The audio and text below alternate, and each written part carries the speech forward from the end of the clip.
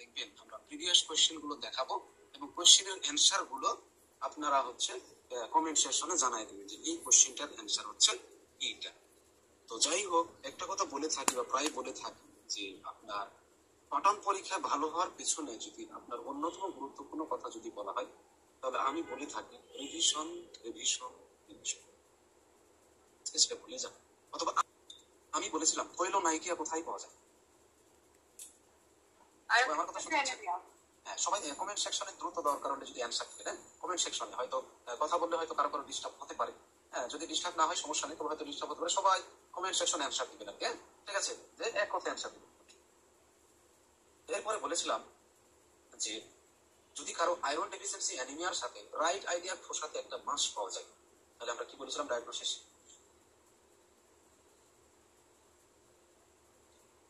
Excellent excellent, কাজটা আসলাম। আমরা বলেছিলাম যে যদি কোনো পেশেন্ট, একটা এপিলেপসির পেশেন্ট, সে কিছু ড্রাগস খায় অনেকদিন থেকে, এখন তার বর্তমানে গাম হাইপারট্রফি ডেভেলপ হচ্ছে, ডায়াগনোসিস?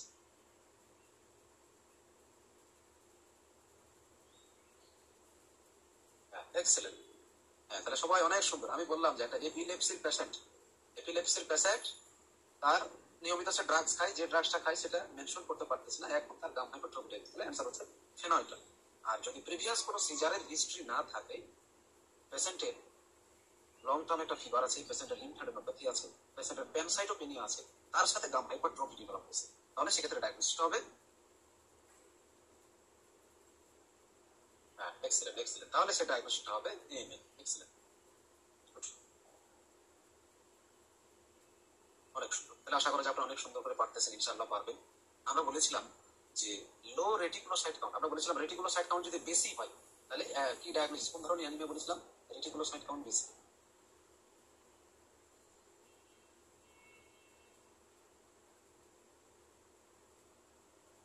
হ্যাঁ, তাহলে রেটিকুলোসাইট কাউন্ট বেশি মানে বলেছিলাম ইন্টারনাল ব্লিডিং, আর অ্যানিমিয়াটা হচ্ছে হিমোলাইটিক। এক্সেলেন্ট। রেটিকুলোসাইটের নরমাল ভ্যালু বলেছিলাম 1 থেকে 2%, তবে আমরা বেশি বলবো যদি সেটা 2.5%-এর বেশি হয়। আমরা বলেছিলাম যে যদি প্লাজমা সেলটা লেস দ্যান 5% থাকে সেটা বলা হয় নর্মাল, যদি 5 থেকে 10% হয় তাকে কি বলেছিলাম?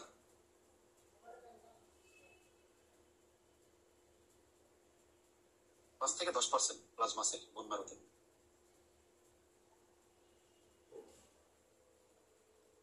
হ্যাঁ, good, excellent. Monoclonal gammopathy of unknown origin বা আনসার্টেন সিগনিফিকেন্স, অনেক সুন্দর। আর যদি মোর দ্যান 10% হয়?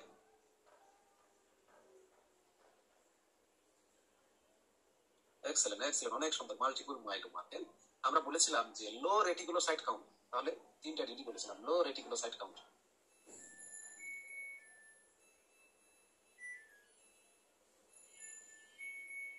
লো রেটিকুলোসাইট কাউন্ট, তিনটা ডিডি বলেছিলাম।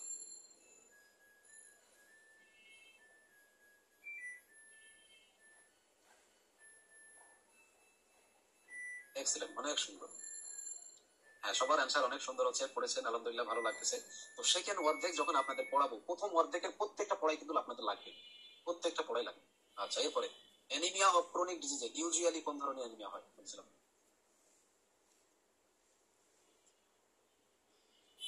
এক্সেলেন্ট, তাহলে কোনটা? নর্মোসাইটিক নর্মোক্রমিক অ্যানিমিয়া 80% বলেছিলাম, আর যেটা মাইক্রোসাইটিক হাইপোক্রমিক অ্যানিমিয়া সেটা বলেছিলাম 20%। তাহলে এখানে একটা প্রোটিন রোল প্লে করে, আমি বলেছিলাম নামটা কি? প্রোটিন রোল প্লে করে। প্রোটিনের নাম কি আর ওই ইন্টারলিউকিনের নামটা কি?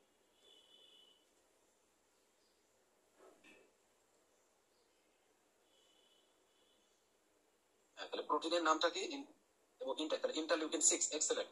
আর প্রোটিনের নাম হচ্ছে সিডি। আমরা বলেছিলাম যদি আয়রন লিভারে জমা হয় তার নাম বলেছিলাম এরিটিন, কিন্তু সে আয়রনটা যদি কিডনিতে জমা হয় তাহলে তার নামটা বলেছিলাম হিমোসিডারিন। আমরা বলেছিলাম যদি হিমের ডিফেক্ট হয় তার নাম কি বলেছিলাম?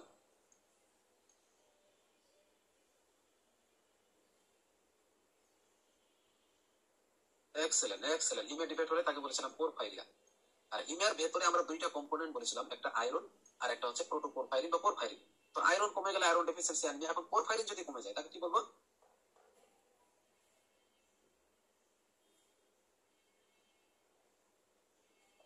এক্সেলেন্ট, অনেক সুন্দর অনেক সুন্দর, সিডারোপ্লাস্টিক অ্যানিমিয়া। তাহলে সিডারোপ্লাস্টিক অ্যানিমিয়া যদি হয় তাহলে পিডিএফ এ কোন ফাইন্ডেজ পাবো?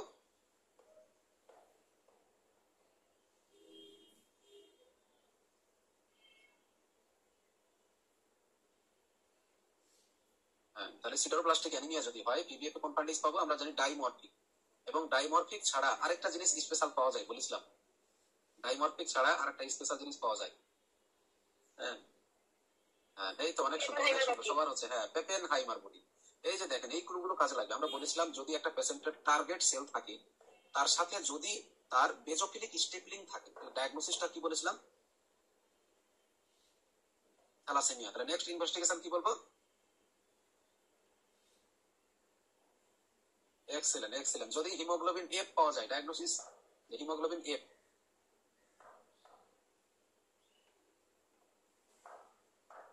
হ্যাঁ এই তো অনেক সুন্দর। বিটা থ্যালাসেমিয়া মেজর আমাদের স্পেসিফিক বলতে হবে। সবাই বলেছেন বিটা থ্যালাসেমিয়া, কেউ কেউ বিটা থ্যালাসেমিয়া বলেছেন, এটা না, বিটা থ্যালাসেমিয়া মেজরও আছে, ট্রেটও আছে, তাহলে আমরা বলবো মেজর। কিন্তু আমি যদি বলি যে না আপনার হিমোগ্লোবিন A2 লেভেলটা বেড়ে গেছে, তাহলে সেটাকে বলবো হ্যাঁ, তাহলে সেটাকে বলবো ট্রেট। কোন ট্রেট? সেটা কি বিটা না আলফা সেটা বলতে হবে। হ্যাঁ তাহলে বিটা থ্যালাসেমিয়া ট্রেট। তো যেটা বিটা থ্যালাসেমিয়া ট্রেট এর আরেকটা নাম হচ্ছে বিটা থ্যালাসেমিয়া মাইনর, মনে থাকবে? বিটা থ্যালাসেমিয়া ট্রেট যেটা, এটার আরেকটা নাম হচ্ছে বিটা থ্যালাসেমিয়া মাইনর, সেটা আজকের ক্লাসে আমরা পাবো। কিন্তু সেটা যদি নর্মাল হয় তাহলে সেটাকে কি বলবো?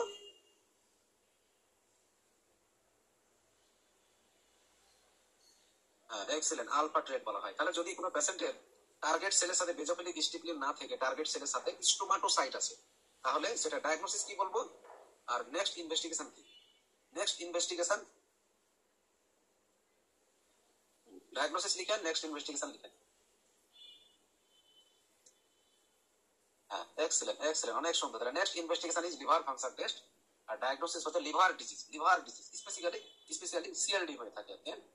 আচ্ছা যাই হোক, তাহলে আলহামদুলিল্লাহ সবার অ্যান্সার অনেক অনবদ্য আর কি। আমরা সমস্যা নাই, আজকের আলোচনা শুরু করি। আলোচনার ফাঁকে ফাঁকে আমরা এই চ্যাপ্টারের কোশ্চেন গুলো দেখাবো যে কি কি কোশ্চেন এসেছিল, এবং ওই কোশ্চেন গুলোর অ্যান্সার এরকম ভাবে চ্যাট অপশনে সুন্দর করে দ্রুত অ্যান্সার দেওয়ার চেষ্টা করবেন। সবাই শুনতে পারছেন আশা করা যায়? হ্যাঁ সবাই শুনতে পাচ্ছেন তো? এক্সেলেন্ট। তাহলে আমরা আলোচনা শুরু করি। হিমোলাইটিক অ্যানিমিয়া, তাহলে প্রথম কথা বলেছিলাম হিমোলাইটিক অ্যানিমিয়া মানে রেটিকুলোসাইট কাউন্ট বেশি, প্রথম কথা।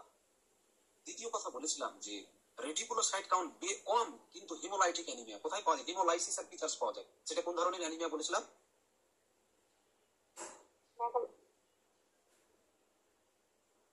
রেটিকুলোসাইট কম কিন্তু কোন ধরনের অ্যানিমিয়া আপনার হিমোলাইসিস এর ফিচার্স পাওয়া যায়?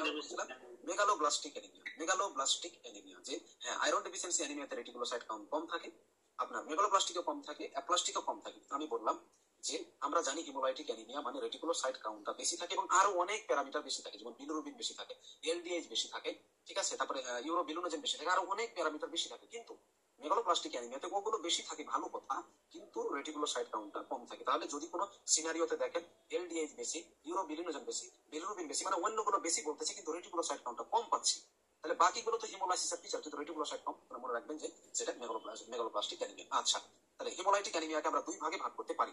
একটা হচ্ছে যে ইনহেরিটেড মানে যেটাকে কনজেনিটাল, আর একটা হচ্ছে অ্যাকোয়ার্ড। এই যে ফ্লোচার্ট, এই ফ্লোচার্ট থেকে ইনফিনিটি স্টার একটা কোশ্চেন আসবে, এটা এমসিকিউ তো আসবে এবং এসবিএ তো আসবে। এমসিকিউ এবং এসবিএ, এমসিকিউ যদি হয় সেটা তো মুখস্থ জিনিস, এমসিকিউ যেগুলো যেগুলো দাগানো আছে সেগুলো মুখস্থ করতে হবে। কিন্তু যদি এসবিএ হয় তাহলে এসবিএটা কিভাবে আসবে সেটা তো জানতে হবে। আমরা অনেক সময় পড়েই যাই, এই চ্যাপ্টার এই পেজ রিডিং পড়ি, পরের পেজ রিডিং পড়ি, শুধু রিডিং পড়ে যাই কিন্তু বুঝতে পারি না, অনুধাবন করতে পারি না এখান থেকে কি প্রশ্ন আসবে। কিন্তু আমার জানা উচিত এখান থেকে কি কিভাবে এসবিএ হতে পারে, কোন জায়গায় যেতে পারে, এটা আমাকে জানতে হবে। এটা যদি আমরা জানি তাহলে ইনশাল্লাহ কিন্তু আমরা আপনার সুন্দর করে অ্যান্সার করতে পারবো। তাহলে আমরা প্রথমে বলি ইনহেরিটেড এর ভাগ যদি বলা হয় রেড সেল মেমব্রেনের সমস্যা, এটা একটা এমসিকিউ থাকতে পারে। তো আমরা দুইটা মুখস্থ রাখবো, হেরিডিটারি স্পেরো, হেরিডিটারি এলিপ্টো। এখন আমরা বলেছিলাম হেরিডিটারি স্পেরো, হেরিডিটারি এলিপ্টো। তাহলে স্পেরো যদি হয় তাহলে আমরা দুইটা জিনিসের প্রবলেম বলেছিলাম আগের পড়া থেকে, একটা বলেছিলাম এনকাইরিন আর একটা বলেছিলাম বিটা স্পেকট্রিন। আর যদি হেরিডিটারি এলিপ্টোসাইটোসিস হয় তাহলে আমরা বলেছিলাম বাকি দুইটা, অর্থাৎ আলফা ইপসেকট্রিন এবং প্রোটিন 4.1, এই দুইটা এসবিএ তে থাকবে। বলেছিলাম রেড সেল এনজাইম ডেফিসিয়েন্সি খুব একটা আসে না। হিমোগ্লোবিনের সমস্যা, আমরা বলেছিলাম হিমোগ্লোবিনের মধ্যে দুইটা কম্পোনেন্ট থাকে, একটা হিম একটা গ্লোবিন। তো আমরা বলেছিলাম গ্লোবিন চেনে যদি প্রবলেম হয়, অ্যাবনর্মাল গ্লোবিন চেন হয়, তখন তার নামটা বলেছিলাম সিকল সেল ডিজিজ বা সিকল সেল অ্যানিমিয়া, এই যে অ্যাবনর্মালিটি। আর আমরা যদি বলেছিলাম ডেফিসিয়েন্সি হয় তাকে আমরা বলেছিলাম থ্যালাসেমিয়া। আর যদি আলফা চেনের ডেফিসিয়েন্সি হয় আলফা থ্যালাসেমিয়া, বিটা চেনের ডেফিসিয়েন্সি হয় বিটা থ্যালাসেমিয়া। এরপরে চলে আসি যে আমরা বলেছিলাম হিমোগ্লোবিনের ফেরাস ফর্মে থাকে না ফেরিক ফর্মে থাকে? ফেরাস ফর্মে থাকে। কিন্তু হিমোগ্লোবিনের ভেতরে যদি ফেরাস না থেকে অক্সিডেশন হয়ে ড্যাপসন দিয়ে অক্সিডেশন হয়, যদি ফেরিক থাকে তাহলে তার নামটা কি হয়ে যাবে? এক্সেলেন্ট, মিথ হিমোগ্লোবিন হয়ে যাবে। আর আমরা বলেছিলাম আয়রনটা যদি লিভারে জমা হয় তার নামটা ফেরিটিক, কিন্তু আয়রনটা যদি কিডনিতে যে জমা হয় তার নামটা কি বলেছিলাম? হিমোসিডারিন বলে। তো এইগুলো সবগুলো পরের ক্লাসে মানে সরি আজকের ক্লাসে বাকি অংশে কাছে থাকবে। আচ্ছা, তাহলে এটা বললাম ইনহেরিটেড। এরপরে অ্যাকওয়ার্ড যদি বলা হয়, এই অ্যাকওয়ার্ডটাই পরীক্ষাতে সবচেয়ে বেশি আসে। পরীক্ষাতে আসবে অ্যাকওয়ার্ডটা দুই প্রকার, ইমিউন আর নন ইমিউন, এবং এমসিকিউ আসবে immune cause of haemolytic anaemia, কয়েকবার এসেছে previous question. Non immune cause of haemolytic anaemia মানে এভাবে কোশ্চেন এমসিকিউ। আর এমসিকিউ যদি হয় এটা তো পুরোটা মুখস্থ বেস্ট, ইমিউন কজ নন ইমিউন কজ, এভাবে যেন পরীক্ষাতে মনে থাকে যে ইমিউন কোনগুলো নন ইমিউন। তাহলে ইমিউন চাইলে ইমিউন গুলো ট্রু, বাকিগুলো ফলস, আশা করা যায় ভুল হবে না। এবার ইমিউনকে আবার দুই ভাগে ভাগ করা যায়, একটা হচ্ছে অটো অ্যান্টিবডি, একটা হচ্ছে অ্যালো অ্যান্টিবডি। আমি অটো মানে বলেছিলাম আমার বডির জিনিস কালেকশন মানে প্রথমে কালেকশন করে সেটা পিউরিফিকেশন করে রেডিয়েশন দিয়ে পরবর্তীতে আমার বডিতে দিই, সেটাকে বলেছিলাম অটো। আর যদি বলা হয় অন্য মানুষের শরীর থেকে যদি আমার বডিতে ঢোকানো হয় সেটাকে বলেছিলাম অ্যালো। এই জন্য বলেছিলাম autologous haematopoietic stem cell transplantation দুই জায়গায় করা হয়, নামটা কি? Autologous haematopoietic stem cell transplantation দুই জায়গায়। দ্রুত কমেন্ট সেকশনে বলুন। Multiple myeloma. Excellent, multiple myeloma. আরেকটা দ্রুত। লিম্ফোমা।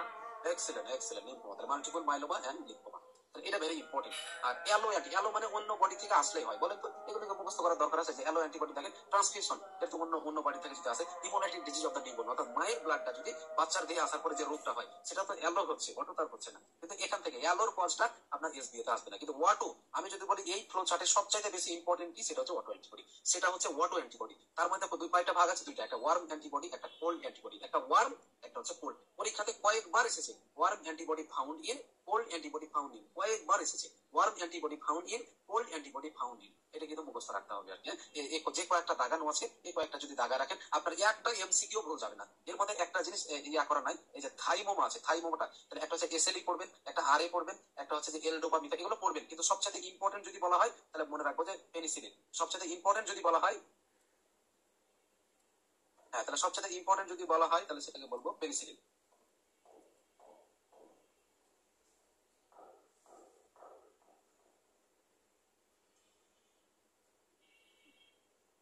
তাহলে সবচেয়ে বেশি যদি বলা হয় তাহলে পেনিসিলিন। পেনিসিলিনটা কিভাবে থাকবে বলবে যে একটা পেশেন্টের রেসপিরেটরি ট্র্যাক্ট ইনফেকশন হয়েছিল, পেশেন্ট মক্সাক্লাম খাইছে, দিয়ে খাওয়ার পরে তার এই ডেভেলপ হয়েছে রেটিকুলোসাইট কাউন্ট বেশি, এলডিএইচ বেশি, মানে রেটিকুলোসাইট এলডিএইচ বেশি হলে তো হিমোলাইটিক অ্যানিমিয়া। এখন তাহলে ডায়াগনোসিসটা কি বলবো? অটো ইমিউন হলে হিমোলাইটিক অ্যানিমিয়া। মনে রাখবেন যদি ওয়ার্ম অ্যান্টিবডি, কোল্ড অ্যান্টিবডির যে কোনো সিনারিও আপনার থাকে তাহলে ডায়াগনোসিসটা লিখবেন অটো ইমিউন হিমোলাইটিক অ্যানিমিয়া, এটা যেন মনে থাকে। ডায়াগনোসিসটা কি লিখবেন বললাম? Auto immune haemolytic anaemia. আর অটো ইমিউন হিমোলাইটিক অ্যানিমিয়াতে পেরিফেরাল ব্লাড ফিল্মে কি পাওয়া যায় বলেছিলাম? একটা সেল পাওয়া যায়। হ্যাঁ, পেরিফেরাল ব্লাড ফিল্মে কি পাওয়া যাবে? ওই যে একটা বক্স। এক্সেলেন্ট, এক্সেলেন্ট, স্পেরোসাইট পাওয়া যায় বলেছিলাম, তাই না? স্পেরোসাইট পাওয়া যায়। এবং স্পেরোসাইট আরেক জায়গায় পাওয়া যায়, সেটা বলেছিলাম হেরিডিটারি স্পেরোসাইটোসিস। তাহলে অটোইমিউন আর হেরিডিটারি স্পেরোসাইটের পার্থক্যকারী ইনভেস্টিগেশন কি বলেছিলাম? কোমস টেস্ট।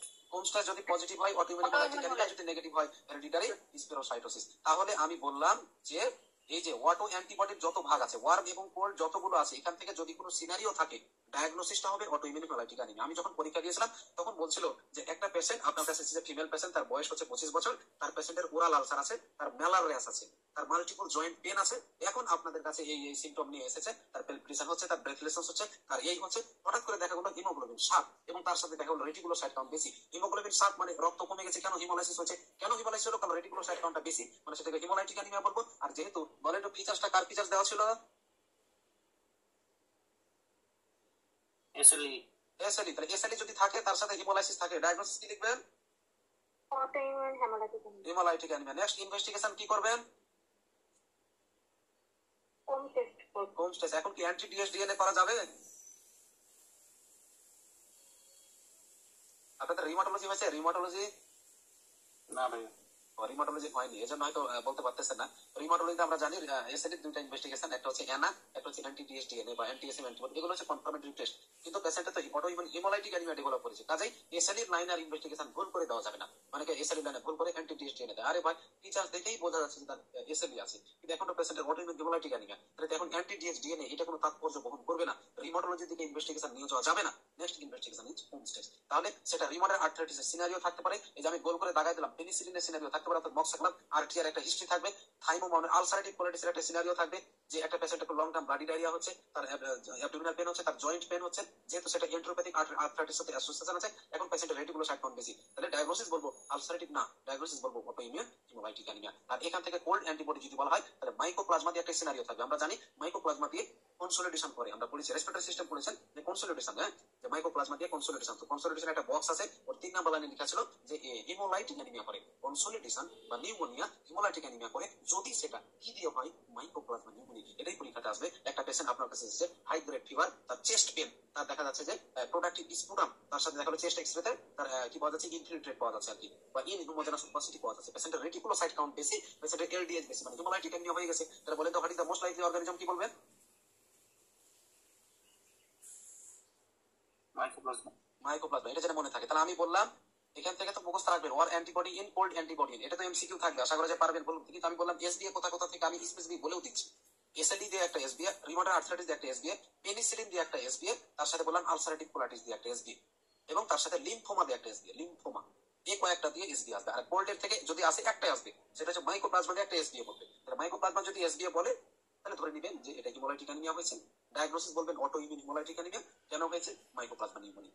এরপরে চলে আসি নন ইমিউন কজ। নন ইমিউন কজ পরীক্ষাতে আসবে, মেকানিক্যাল কজ কি, ইনফেকশন কজ কি, কেমিক্যাল কজ কি, অ্যাকওয়ার্ড কজ কি, যে কোনো ভাবেই কিন্তু আসতে পারে আর কি। কাজে এমসিকিউ এর জন্য তো মুখস্থ রাখতে হবে কয়েকটা। মেকানিক্যাল কজের মধ্যে যদি বলে প্রোস্টেটিক ভালভ, মার্স, হিমোগ্লোবিনুরিয়া, ডিআইসি, হাস এবং টিটিপি, এই তিনটা জিনিস কিন্তু very very very very important. তাহলে যদি কোনো সিনারিওতে বলে যে একটা পেশেন্ট এই সমস্যা নিয়ে এসেছে, তার পিডিএফ পাওয়া গেল রেড সেল ফ্র্যাগমেন্ট বা সিস্টোসাইট, রেড সেল ফ্র্যাগমেন্টস বা সিস্টোসাইট, তাহলে আমরা রেড সেল এবং তার সাথে রেটিকুলোসাইট কাউন্ট বেশি, এলডিএইচ কাউন্ট বেশি, তাহলে রেটিকুলোসাইট এলডিএইচ বাসে মানে বলেছিলাম যে হিমোলাইটিক অ্যানিমিয়া।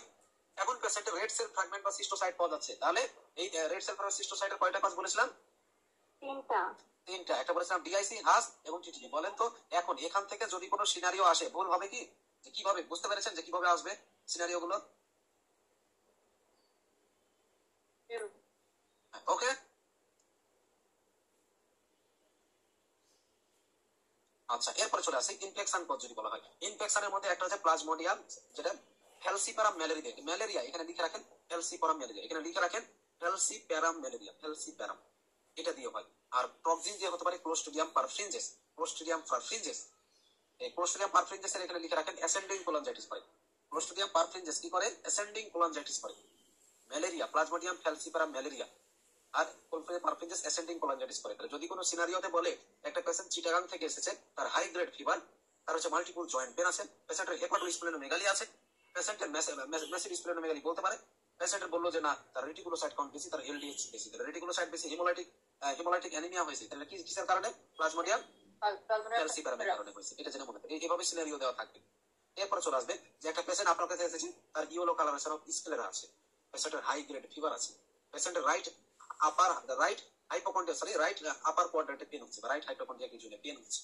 এখন পেশেন্টের রেটিকুলোসাইট কাউন্ট বেশি, তাহলে কি কারণে হয়েছে, ক্লোস্ট্রিডিয়াম পারফ্রিনজেস। হ্যাঁ, কারণটা কি ডেভেলপ হয়েছে পেশেন্টের, কোলানজাইটিস। এই যে আমি কিন্তু সিনারিও বলে দিচ্ছি যে ভাইয়া কিভাবে আসবে, এরপরে যদি আপনারা না পারেন কিছু করার নেই। আমি এখানে সিনারিও আমি আবারও বলেছি, এসএলই দিয়ে একটা সিনারিও, রিউমাটয়েড আর্থ্রাইটিস দিয়ে একটা সিনারিও, পেনিসিলিন মানে মক্সাক্লাভ বা অ্যামোক্সিসিলিন দিয়ে একটা সিনারিও, লিম্ফোমা দিয়ে একটা সিনারিও, আলসারেটিভ কোলাইটিস দিয়ে একটা সিনারিও, মাইকোপ্লাজমা দিয়ে একটা সিনারিও, এখানে ডিআইসি, হাস, টিটিপি এই তিনটা দিয়ে সিনারিও, ম্যালেরিয়া মানে ফ্যালসিপারাম ম্যালেরিয়া দিয়ে সিনারিও, ক্লোস্ট্রিডিয়াম পারফ্রিনজেস দিয়ে সিনারিও। বলেন তো এখান থেকে আসলে কি আপনাদের জীবনে ভুল হবে ডায়াগনোসিস?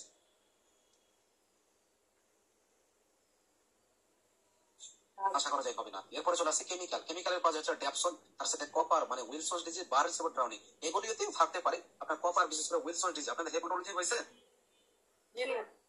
হেপাটোলজি, তাহলে হেপাটোলজি আমরা উইলসন্স ডিজিজ যদি ডায়াগনোসিস বলি তাহলে তিনটা জিনিস থাকতে হবে। এক নম্বর কজ হচ্ছে আপনার তার ভাইরাল হেপাটাইটিস অথবা সিএলডি, ভাইরাল হেপাটাইটিস অথবা সিএলডি এক নম্বর। দুই নম্বর হচ্ছে তার neurological manifestation plus neurological plus minus psychiatric, neurological plus minus psychiatric, অথবা দুটাই থাকতে পারে। তারপরে বলবো হিমোলাইটিক অ্যানিমিয়া বা হিমোলাইসিস। তাহলে তিনটা বা চারটা জিনিস বলতে পারি, একটা হচ্ছে যে ভাইরাল হেপাটাইটিস অথবা সিএলডি, তার সাথে বলবো নিউরোলজিক্যাল ম্যানিফেস্টেশন, তার সাথে বলবো যে আপনার সাইকিয়াট্রিক ম্যানিফেস্টেশন, দেন বলবো হিমোলাইসিস অ্যানিমিয়া। সে বললো যে একটা 30 বছরের পেশেন্ট আপনার কাছে এসেছে, পেশেন্টের কি হচ্ছে, আপনার রেস্টিং ট্রেমর হচ্ছে, রেস্টিং ট্রেমর, পেশেন্টের কোরিয়া আছে, রেস্টিং ট্রেমর আছে, কোরিয়া আছে, পেশেন্টের ইয়েলো কালারেশন অফ স্ক্লেরা আছে, পেশেন্টের অ্যাসাইটিস আছে, পেশেন্টের হেমাটাইটিস ডেভেলপ হয়েছে, পেশেন্টের ডিজোরিয়েন্টেশন আছে, পেশেন্টের রেটিকুলোসাইট কাউন্টটা বেশি, এলডিএইচ কাউন্টটা বেশি। ডায়াগনোসিস কি হবে, উইলসন্স ডিজিজ। তাহলে নিউরোলজিক্যাল ম্যানিফেস্টেশন কি কি বললাম আমি উইলসন ডিজিজের, লেমন, কোরিয়া, হ্যাঁ এক্সেলেন্ট। একটা হচ্ছে কোরিয়া পাওয়া যায়, একটা হচ্ছে পার্কিনসন্স ডিজিজ, যে ট্রেমরটা পাওয়া যায় সেটাকে বলে রেস্টিং ট্রমা। তাহলে পার্কিনসন্স ডিজিজের সিনারিও থাকে কিন্তু এখানে, ঠিক আছে, এটা মনে রাখবেন। তারপরে অ্যাকোয়ার্ডের মধ্যে কথা হচ্ছে পিএনএইচ, পার অক্সিজেবল নকচার্নাল হিমোগ্লোবিন ইউরিয়া, এটা সম্পর্কে আমরা ডিটেইলস কিছুক্ষণ পরে বলবো। আশা করা যায় বুঝতে পেরেছেন এখান থেকে কি কি এসবি আসবে। এরপরে হিমোলাইটিক অ্যানিমিয়া মানে আমরা জানি আরবিসি ম্যাচিউর হতে 120 দিন সময় লাগে, যদি তার আগেই ভেঙে যায় তাকেই বলি আমরা হিমোলাইটিক অ্যানিমিয়া। এখন হিমোলাইটিক অ্যানিমিয়ার ক্ষেত্রে কি কি ফিচার্স পাওয়া যায়, এই যে বক্সটা দেওয়া আছে এটা ইনফিনিটি স্টার, এই বক্স থেকে আপনার প্রশ্ন আসবেই, এই বক্সটা ইনফিনিটি স্টার, এই বক্স থেকে প্রশ্ন কিন্তু আসবেই। তাহলে মনে রাখবেন হলমার্কস অফ হিমোলাইসিস, এখানে শুধু হিমোলাইসিস বলেছে। আর পরেরটাতে দেখেন লেখা আছে additional features of intravascular haemolysis, অর্থাৎ বোঝা গেল হিমোলাইসিস হচ্ছে দুই প্রকার, একটা এক্সট্রাভাস্কুলার হিমোলাইসিস, একটা ইন্ট্রাভাস্কুলার হিমোলাইসিস। এক্সট্রাভাস্কুলার মানে ভেসেলের বাইরে হয়, ইন্ট্রাভাস্কুলার মানে ভেসেলের ভেতরে হয়। এখানে শুধু হিমোলাইসিস লেখা আছে, অর্থাৎ বোঝা যাচ্ছে এখানে দুই জায়গায় হয়। তাহলে এখানে ব্র্যাকেট দিয়ে লিখে রাখবেন বথ এক্সট্রাভাস্কুলার এন্ড ইন্ট্রাভাস্কুলার, এখানে লিখে রাখবেন ব্র্যাকেটে বথ এক্সট্রাভাস্কুলার এন্ড ইন্ট্রাভাস্কুলার। তাহলে এখানে ব্র্যাকেটে লিখে রাখবেন both extravascular and intravascular haemolysis. আর এখানে লেখা আছে additional features of intravascular haemolysis. তাহলে বলেন তো এই যে নিচের পয়েন্টগুলো এগুলো কি এক্সট্রাভাস্কুলারে পাওয়া যায়? না। এক্সেলেন্ট, এক্সেলেন্ট, এটা যেন মনে থাকে। এখন কথা হচ্ছে এই জিনিসগুলো আমরা এমবিবিএস লেভেলে মুখস্থ করেছিলাম, কিন্তু এখন মুখস্থ করা যাবে না। কিভাবে ইজিলি মনে রাখা যায় আমি সেই ব্যাখ্যাটা আপনাদের বলতেছি, যে এই প্যারামিটার গুলো কেন আসলো এই ব্যাখ্যাটা বলতেছি গল্পের মতো করে, আপনাদের কিন্তু ইজিলি মনে থাকবে ইনশাআল্লাহ, ঠিক আছে। তো আমি এখানটা বললাম হিমোলাইসিস, অর্থাৎ যেটা এক্সট্রাভাস্কুলার ইন্ট্রাভাস্কুলার দুই জায়গায় হয়। তো কথা হচ্ছে হিমোলাইসিস মানে হচ্ছে হিমোগ্লোবিনটা ভেঙে যাওয়া। তো হিমোগ্লোবিন যদি ভেঙে যায় আমাদের বডিতে তাহলে হিমোগ্লোবিন লেভেলটা কম থাকবে, দেখেন হিমোগ্লোবিন লেভেলটা কম। দ্বিতীয় কথা আমরা জানি হিমোগ্লোবিন যদি ভাঙে দুইটা জিনিস তৈরি করে, একটা হিম তৈরি করে, একটা গ্লোবিন তৈরি করে। গ্লোবিনটা প্রোটিন সেলে ব্লাডে চলে যায়, হিমটা পরবর্তীতে বিলিভার্ডিন তৈরি করে, দেন বিলিরুবিন তৈরি করে। তো যে বিলিরুবিনটা তৈরি করে বলেন তো কনজুগেটেড না unconjugated? Unconjugated. Excellent, excellent, unconjugated. তাহলে এই যে আনকনজুগেটেড বিলিরুবিন লিভারে যে কনজুগেশন হবে। এখন কথা হচ্ছে এখানে তো বেশি বেশি ভেঙে যাচ্ছে, অ্যাবনরমাল অনেক বেশি ভেঙে যাচ্ছে। তো লিভারের তো একটা ক্যাপাসিটি আছে, লিভারের যতটুকু ক্যাপাসিটি সে ততটুকু কনজুগেশন করতে পারবে, কিন্তু বাকিগুলোকে তো পারবে না, আনলিমিটেড তো পারবে না। তাহলে বলেন তো আমাদের বডিতে আনকনজুগেটেড বিলিরুবিন বাড়বে না কনজুগেটেড বিলিরুবিন বাড়বে? আনকনজুগেটেড। এক্সেলেন্ট, এই যেখানে দেওয়া আছে আনকনজুগেটেড বিলিরুবিন বাড়বে। এরপরে আমরা যে হিমোগ্লোবিনটা বললাম এটা তো আরবিসির ভেতরে ছিল। এখন আরবিসি তে একটা সেল, এই সেলের ভেতরে কি থাকে সাইটোপ্লাজম থাকে, ওই সাইটোপ্লাজমের ভেতরে এলডিএস থাকে। আরবিসির ভেতরে সাইটোপ্লাজম, এই সাইটোপ্লাজমের ভেতরে থাকে এলডিএস। তো হিমোগ্লোবিন যেহেতু ভেঙে যাচ্ছে তাহলে সাইটোপ্লাজমটা ভেঙে যাবে, সাইটোপ্লাজম যদি ভেঙে যায় ওর ভেতরকার এলডিএস বাইরে বের হয়ে আসবে, অর্থাৎ সেটাকে বলা হয় এলডিএস লেভেলটা বেড়ে যায়। এরপরে বললাম হিমোলাইটিক অ্যানিমিয়া মানে বলেছিলাম রেটিকুলোসাইট কাউন্টটা বেশি হবে না কম হবে? বেশি হবে। কারণ কি বলেছে, কারণটা কি? কারণটা হচ্ছে আমাদের বডিতে অনেক বেশি বেশি যখন ব্লাড সেলগুলো ভেঙে যাবে তখন আমাদের বডিটা সেটা কম্পেনসেট করার চেষ্টা করবে। তো যেহেতু কম্পেনসেট করার চেষ্টা করবে সে বেশি বেশি তৈরি করার চেষ্টা করবে। এখন আমাদের বডিতে যদি নর্মালি ব্লাড তৈরি হয় তাহলে আমরা বলেছিলাম যে ব্লাড এসে 1 থেকে 2% থাকে, কিন্তু এখন যদি বেশি ব্লাড তৈরি হয় তাহলে রেটিকুলোসাইট কাউন্টটা 1 থেকে 2% বেশি হবে না কমে যাবে?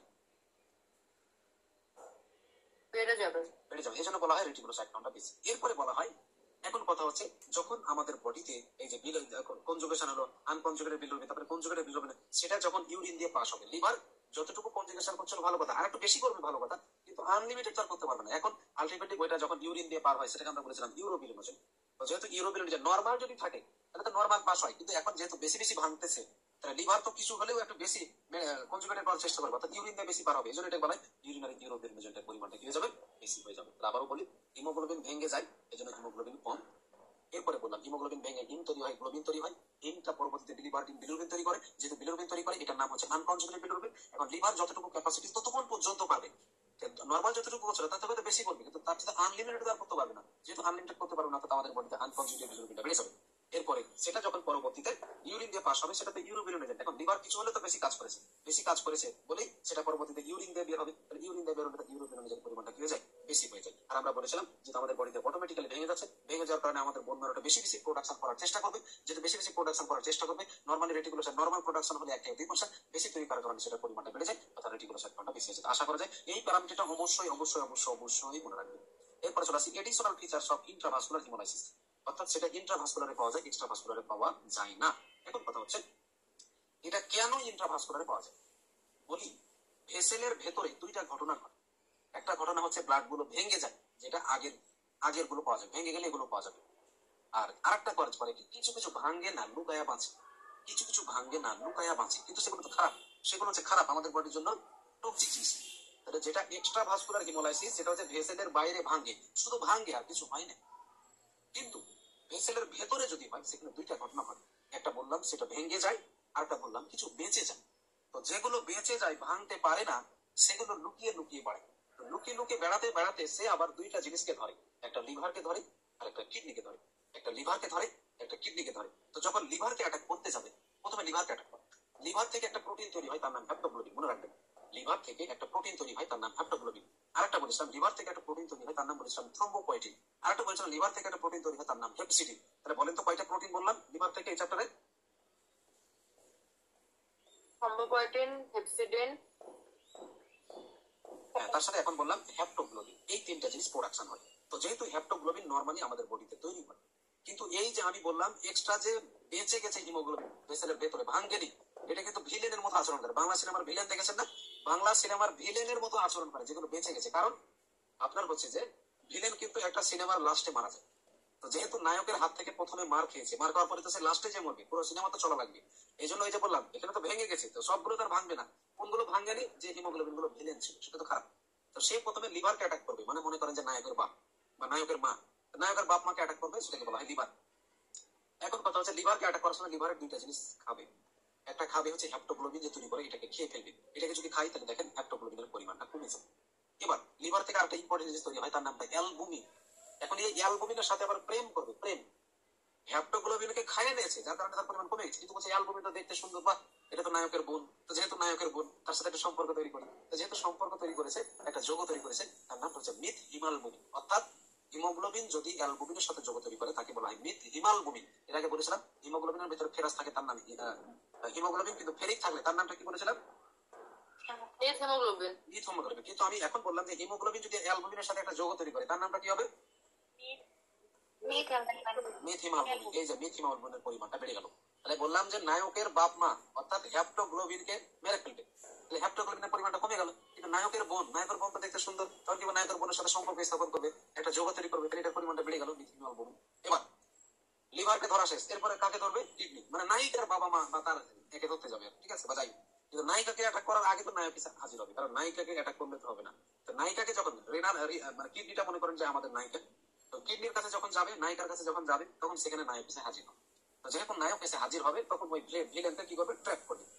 ভিলেনকে যখন ট্র্যাপ করবে অর্থাৎ হিমোগ্লোবিনকে যখন ট্র্যাপ করবে, ট্র্যাপ করার পরে হাত দিয়ে কিন্তু কিছু বের হয়ে চলে যায়, সেটা আপনারা দেখেছেন আপনি বাংলা সিনেমাতে।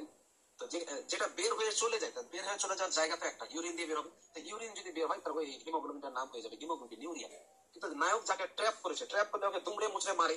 তো দুমড়ে মুচড়ে যখন মারে, তার আমরা বলেছিলাম হিমোগ্লোবিন ভাঙলে হিমাগ্লোবিন তৈরি হবে, আর হিমের ভেতরে আয়রন আছে, আমরা বলেছিলাম আয়রন এখন কিডনিতে জমা হবে। তো কিডনিতে যদি জমা হয় তার নামটা কি হয়ে যাবে বলেছিলাম? হিমোসিডারিন। তাহলে এই হিমোসিডারিন পরবর্তীতে কিডনি ভাবতেছে একে ভাঙলাম, কিন্তু এই হিমোসিডারিনটা আমার জন্য ক্ষতিকর না, একে ইউরিন দিয়ে বের করে দিই। এই জন্য তার নাম হচ্ছে পজিটিভ ইউরিনারি হিমোসিডারিন। অর্থাৎ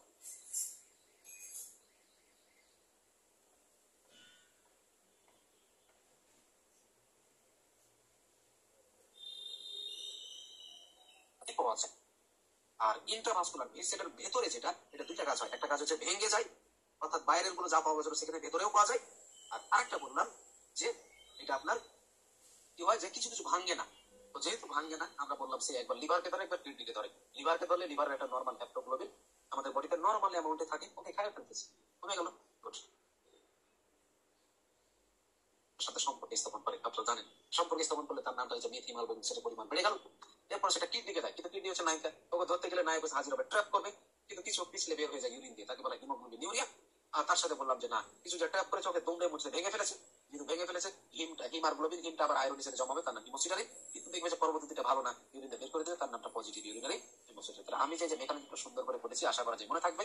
তারপরে যদি পরবর্তীতে ভুলে যান, নিচে এই যে এগুলোতে অনেক বর্ণনা লেখা আছে, চাইলে অনেক বড় করে বর্ণনা করতে পারেন। এরপরে চলে আসে এই যে হেপ্টোগ্লোবিন। এই যে বললাম হেপ্টোগ্লোবিন আমাদের বডি থেকে তৈরি, লিভার থেকে তৈরি হয়, লিভার থেকে তৈরি হয়। এটার পরিমাণটা কমে যায়, কারণ বললাম ওই যে হিমোগ্লোবিনটা খারাপ হিমোগ্লোবিনটা ওকে খায় ফেলে বা ভেঙে ফেলে। এরপরে এই যে লাস্ট যে পড়েছিলাম হিমোসিডারিন ইউরিয়া, এটাই হচ্ছে অলওয়েজ ইন্ডিকেটর অফ ইন্ট্রাভেসকুলার হিমোলাইসিস। এটা কিন্তু ইনফিনিটি স্টেপ পরীক্ষাতে আসবে। আমরা জানি ইন্ট্রাভাস্কুলার হিমোলাইসিসে উপরের গুলো ছাড়া আরো 4টা জিনিস পাওয়া যায়, কিন্তু এই 4টা জিনিসের মধ্যে কোনটাকে অলওয়েজ ইন্ডিকেটিভ বলবো সেটাকে বলা হয় হিমোসিডারি নিউরিয়া, অর্থাৎ পজিটিভ ইউরিনারি হিমোসিডারি। এটা কিন্তু ইনফেন্ট টেস্টার পরীক্ষা দেয়। অনেক সময় দেখা যাবে যে এটা একটা তো লাইন তুলে দিয়েছে, which is always indicative of intravascular haemolysis, haptoglobin কম, মিথিমালবোমিন বেশি, হিমোগ্লোবিন ইউরিয়া, হিমোসিডার ইউরিয়া। অনেকে বলবেন যে ইন্ট্রাভাসকুলার তো চারটা জিনিসই পাওয়া যায়, কিন্তু চারটাই কিন্তু অলওয়েজ ইন্ডিকেটিভ না। এটাই হচ্ছে অলওয়েজ ইন্ডিকেটিভ, এটা যেন মনে থাকে। আচ্ছা, এখানে এখানে একটা জিনিস লিখবেন, এখানে আমরা এক্সট্রা ভাস্কুলার ইন্ট্রাভাস্কুলার আলাদা করে ফাইন্ডিংস পড়লাম, কিন্তু এখানে কজ কিন্তু আলাদা করে পড়ি নাই। কাজে এখানে লিখে রাখেন আপনারা এক্সট্রা ভাস্কুলার হিমোলাইসিসের কজ, এক্সট্রা ভাস্কুলার হিমোলাইসিসের কজ 1 নম্বর। 2 নম্বর, দুই ভাই কি বলেছিলাম এই চ্যাপ্টারে? Sickle cell anaemia, thalassaemia. আরো 2 ভাই, hereditary spherocytosis, hereditary erythrocytosis. H দিয়ে আরেকটা বলবেন haemolytic disease of the newborn, HTN. এরপরে বলবেন ওয়ার্ম অ্যান্টিবডি। টোটাল 6টা লিখলাম। প্রথমে বললাম 2টা ভাই লিখবেন সিকল সেল অ্যানিমিয়া, থ্যালাসেমিয়া।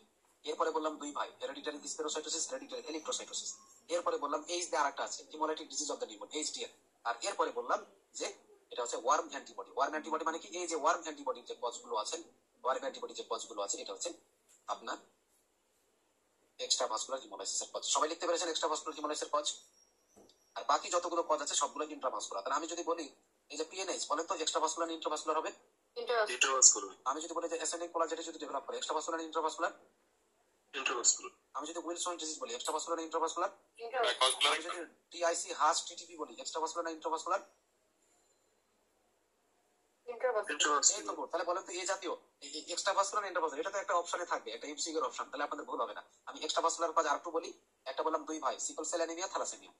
আরো 2 ভাই বললাম ওই যে পাশাপাশি থাকে হেরিডিটারি স্পেরোসাইটোসিস, হেরিডিটারি এরিথ্রোসাইটোসিস। তো এইচ দিয়ে যেহেতু 2টা বলে ফেলেছি, তো এইচ দিয়ে দেখেন আরেকটা আছে HDN, haemolytic disease of the newborn. আর তার সাথে বললাম ওয়ার্ম অ্যান্টিবডি যে কজ, ওয়ার্ম অ্যান্টিবডি। তাহলে আমি যদি মাইকোপ্লাজমা দিয়ে বলি, তাহলে সেটা কি এক্সট্রা ভাস্কুলার হিমোলাইসিস হয় না ইন্ট্রাভাস্কুলার হিমোলাইসিস হয়? ইন্টারভাস্কুলার। আশা করি যে বুঝতে পেরেছেন। এবার চলে আসি, তাহলে এই যে পেজ পড়লাম এটা সব জায়গায় কাজে লাগবে। ন্যারোয়েস্ট ক্যাপিলারি আমাদের বডিতে কার আছে? স্প্লিনের। এটা পরীক্ষাতে আসছে, ন্যারোয়েস্ট ক্যাপিলারি, এটা টেস্ট দিয়ে আসতে পারে। ন্যারোয়েস্ট ক্যাপিলারি আমাদের বডিতে আছে স্প্লিনের। এরপরে চলে আসি হেরিডিটারি স্পেরোসাইটোসিস। এটা 65 বছরের বয়সের উপরে হয়। আমরা বলেছিলাম এটা কোন কোন একই সমস্যা আছে যেন বলেছিলাম? এই যে এখানে তাই আছে অ্যানকারিনার বিটা স্পিরিট। এটা একটা ইম্পর্টেন্ট সিনারিও যদি পারতে হয় মনে রাখবেন গলিস্টোন। যদি কোনো সিনারিওতে গলিস্টোন থাকে, এই চ্যাপ্টারে 2টা ডিটি, একটা হেরিডিটারি স্পেরোসাইটোসিস, একটা সিকল সেল অ্যানিমিয়া, মনে থাকবে। যদি কোনো হেমাটোলজি থেকে কোশ্চেন আসে গলিস্টোন থাকে অপশনে, যদি মনে করেন যে হেমাটোলজি ডিজিজ আছে, 2টা ডিটি বললাম, একটা কি বললাম? আরেকটা বললাম, একটা কি বললাম? সিকল সেল অ্যানিমিয়া, হেরিডিটারি স্পেরোসাইটোসিস, সিকল সেল অ্যানিমিয়া। এটা যদি মনে থাকে, তাহলে গলিস্টোন দিয়ে কিন্তু একটা সিনারিও থাকবে, মনে যেন থাকে। আর গলিস্টোন মানে কি? ক্যালকুলাস কোলেসিস্টাইটিস করে না, করে না? হ্যাঁ, কোলেসিস্টাইটিস, হ্যাঁ কোলেসিস্টাইটিসের সিনারিও নিয়ে আসবে। এই যে লেখাই আছে কোলেসিস্টাইটিসের সিনারিও।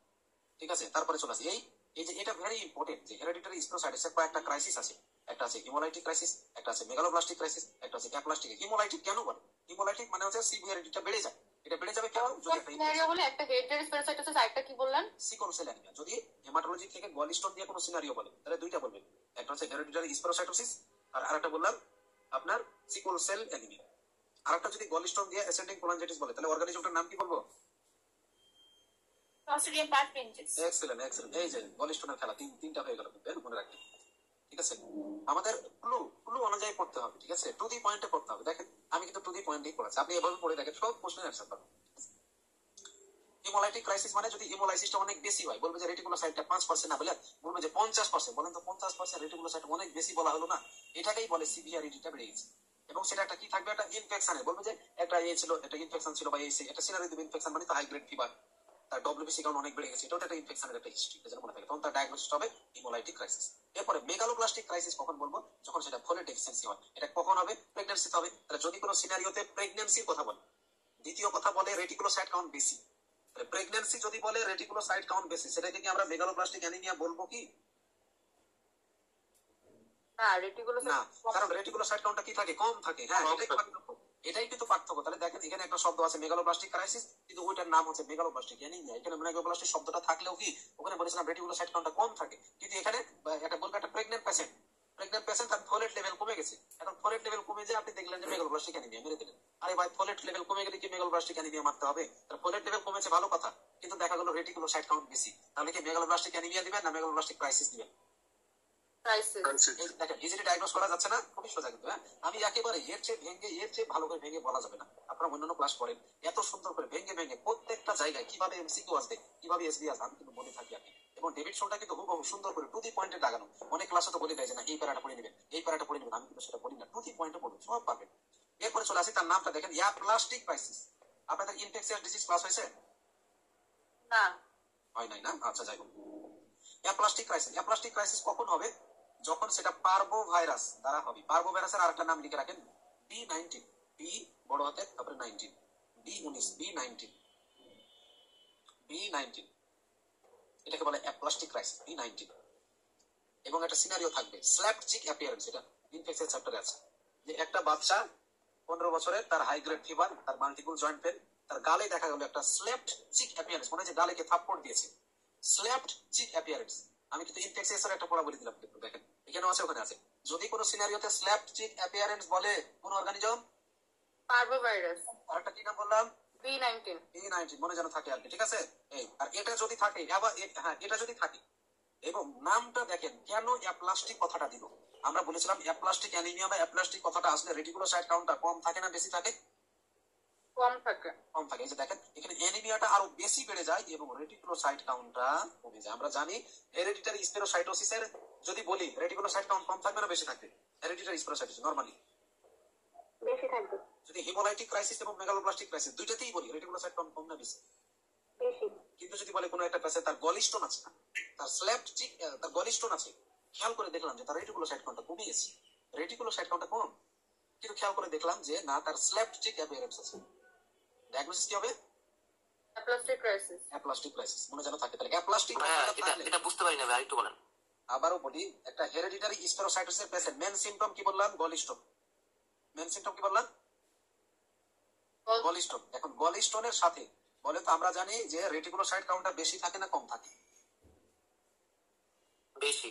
বেশি থাকে। কিন্তু যদি হেরেডিটারি স্পেরোসাইটোসিসের একটা ক্রাইসিস আছে, তার নামটা অ্যাপ্লাস্টিক ক্রাইসিস, এই ফেজে যদি থাকে তখন এটা বেশি না থেকে এটা কি থাকবে?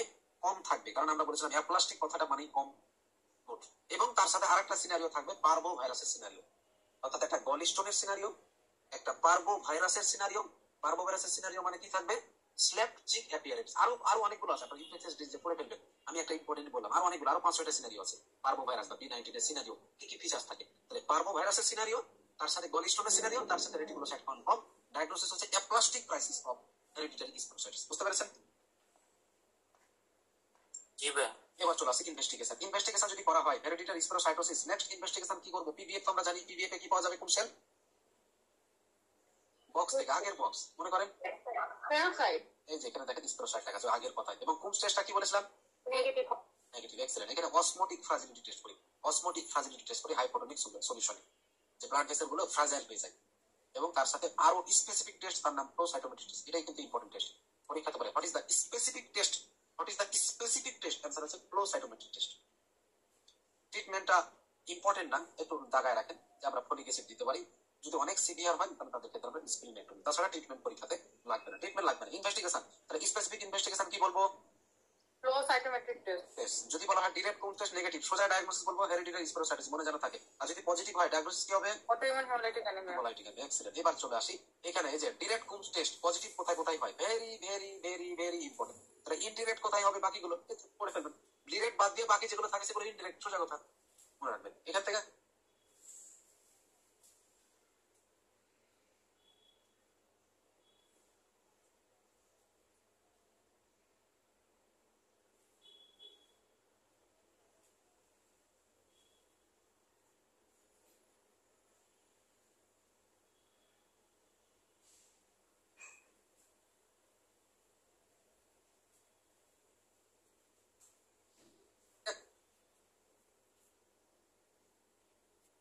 আচ্ছা, ঠিক আছে, হ্যাঁ। আচ্ছা, তাহলে ডিরেক্ট যেগুলো ডিরেক্ট যে অ্যান্টিগ্লোবিউলিন টেস্ট বা ডিরেক্ট কোন টেস্ট, আমি বললাম যে তিনটা জিনিসে পাওয়া যায়, যে একটা অটোইমিউন হেমোলাইটিক অ্যানিমিয়া, একটা haemolytic disease of the newborn. হ্যাঁ, ওই যে জি, আমার কথা শোনা যাচ্ছে না? যাচ্ছে তো? যাচ্ছে ভাই। ওকে ওকে, ঠিক আছে। তাহলে যে ডিরেক্ট কোন টেস্ট তিন জায়গায় পাওয়া যায়, মনে যেন থাকে। এবার চলে আসি, একটা স্প্লেনোটোমিক পেশেন্টে আমরা ভ্যাকসিন দিই, তিনটা ভ্যাকসিনের নাম কিন্তু মনে রাখতে হবে। একটা নিউমোকক্কাল, একটা হিমোপ্যালাস ইনফ্লুয়েঞ্জি, একটা হচ্ছে মেনিঙ্গোকক্কাল। এই ভ্যাকসিন গুলো কতদিন আগে দিই? অপারেশনের 2 থেকে 3 সপ্তাহ আগে, এটা যেন মনে থাকে। তবে অনেক সময় এমার্জেন্সি যদি সার্জারি লাগে তাহলে তাদের ক্ষেত্রে সার্জারির পরপরই দিব, তবে আগে দেওয়াটা বেশি সবচেয়ে ভালো। আমরা জানি যে নিউমোকক্কাল ভ্যাকসিনটা 5 বছর পর পর দিই, আর ইনফ্লুয়েঞ্জা ভ্যাকসিনটা 1 বছর পর পর দিই।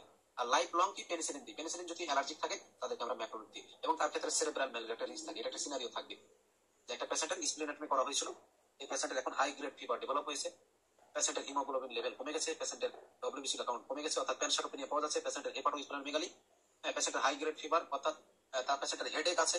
তাহলে ডায়াগনোসিস কি ডেভেলপ করেছে? Cerebral malaria. তাহলে অর্গানিজমটার নাম কি বলেন তো? সেরেব্রাল ম্যালেরিয়া কি দিয়ে হয়? প্লাজমোডিয়াম ফ্যালসিপারাম। এক্সেলেন্ট, এক্সেলেন্ট, মনে যেন থাকে, হ্যাঁ মনে রাখবেন। এরপরে চলে আসি, এখানে এই লাইনটা জাস্ট দাগা রাখেন, যেমন লাইনটা অতটা ইম্পর্টেন্ট না, একটু দাগায় রাখেন, হ্যাঁ একটু দাগায় রাখেন, অতটা ইম্পর্টেন্ট না। এরপরে চলে আসি, এই বক্স থেকে কিন্তু একটা প্রশ্ন আসবে মাস্ট, এর আগে এসেছিল এমসিকিউ। এই বক্স থেকে এমসিকিউ বেশি আছে, হ্যাঁ এই বক্স থেকে এমসিকিউ বেশি আসে।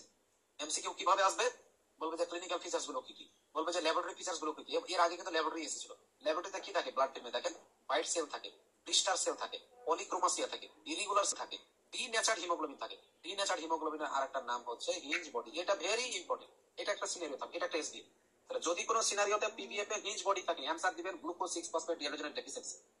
আর দ্বিতীয় কথা হচ্ছে, যদি কোনো সিনারিওতে আপনার হাওয়েল জলি বডি থাকে, তাহলে হাওয়েল জলি বডির ক্ষেত্রে কি কজ ছিল? থ্যালাসেমিয়া, হাওয়েল জলি বডি কি থ্যালাসেমিয়া ছিল? হাইপোস্প্লেনিজম, হাইপোস্প্লেনিজম, পোস্ট স্প্লেনেক্টমি, ডিসমাটোপয়েসিস, এই তিনটা জিনিস থাকে, মনে যেন থাকে। হাইপোস্প্লেনিজম এটা বেশি ইম্পর্টেন্ট বলেছিলাম, তিনটাই থাকে কিন্তু হাইপোস্প্লেনিজমটা বেশি ইম্পর্টেন্ট, ঠিক আছে? আচ্ছা যাই হোক, তারপরে চলে আসি পলিক্রোমাসিয়া। তাহলে পলিক্রোমাসিয়া মানে বলেছিলাম যদি রেটিকুলোসাইট কাউন্টটা বেড়ে যায়, অর্থাৎ রেটিকুলোসাইটোসিস বলা হয়, রেটিকুলোসাইটোসিস। তাহলে বলেন তো এই গ্লুকোজ 6 ফসফেট ডিহাইড্রোজেনেজ ডেফিসিয়েন্সিতে এক্সট্রাভাস্কুলার হিমোলাইসিস হবে না ইন্ট্রাভাস্কুলার?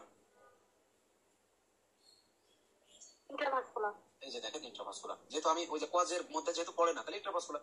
এবার এখানে একই ড্রাগ ইন্ডুস হিমোলাইসিস, একটা ড্রাগের হিস্ট্রি থাকবে। এই যে ড্রাগ গুলো যেগুলো আছে কয়েকটা দাগানো, এগুলো এমসিকিউর জন্য আসবে, কিন্তু সিকিউ যদি পারতে হয়, সিকিউ যদি পারতে হয় তাহলে দাগায় রাখেন আপনার সিপ্রোফ্লক্সাসিন, দাগায় রাখেন নাইট্রোফিউরান্টাইন, এই দুইটা দাগায় রাখেন সিনারিওর জন্য। যদি সিনারিওতে থাকে একটা এসবি, তাহলে এসবি এর ক্লু হিসেবে নাইট্রোফিউরান্টাইন একটা ইউটিআই ট্রিটমেন্ট দেওয়া হয়েছে, অথবা সিপ্রোফ্লক্সাসিন একটা ইউটিআই ট্রিটমেন্ট দেওয়া হয়েছে, অথবা এই যে এখানে একটা সিনারিও থাকবে ফেভিজোম। ফেভিজোম মানে হচ্ছে ব্রড বিনস খাওয়ার পরে যদি তার হিমোলাইসিস হয়, মানে একটা পেশেন্ট সিপ বেশি বেশি খায়, ভেজিটেরিয়ান, সে সিপ বেশি বেশি খায়, তাহলে সিপ বেশি বেশি খাওয়ার কারণে যদি তার হিমোলাইসিস হয়, অথবা যদি তার নাইট্রোফিউরান্টাইনের হিস্ট্রি থাকে, যদি তার সিপ্রোফ্লক্সাসিনের হিস্ট্রি থাকে, তাহলে যে ডায়াগনোসিসটা হবে সেটা করবো গ্লুকোজ 6 ফসফেট ডিহাইড্রোজেনেজ ডেফিসিয়েন্সি। এই বক্সটা খুব ইম্পর্টেন্ট মনে রাখবেন। এই দুইটা ইম্পর্টেন্ট না, এগুলো ইম্পর্টেন্ট না। তারপরে একটা লাইন করে দাগা রাখেন যেখানে প্রিকল সেল পাওয়া যায়, আর এখানেও কিন্তু বেজোফিলিক টেকনিক পাওয়া যায় এই যে ডেফিসিয়েন্সির কারণে, তবে এটা ইম্পর্টেন্ট না, চাইলে বাদ দিতে পারেন।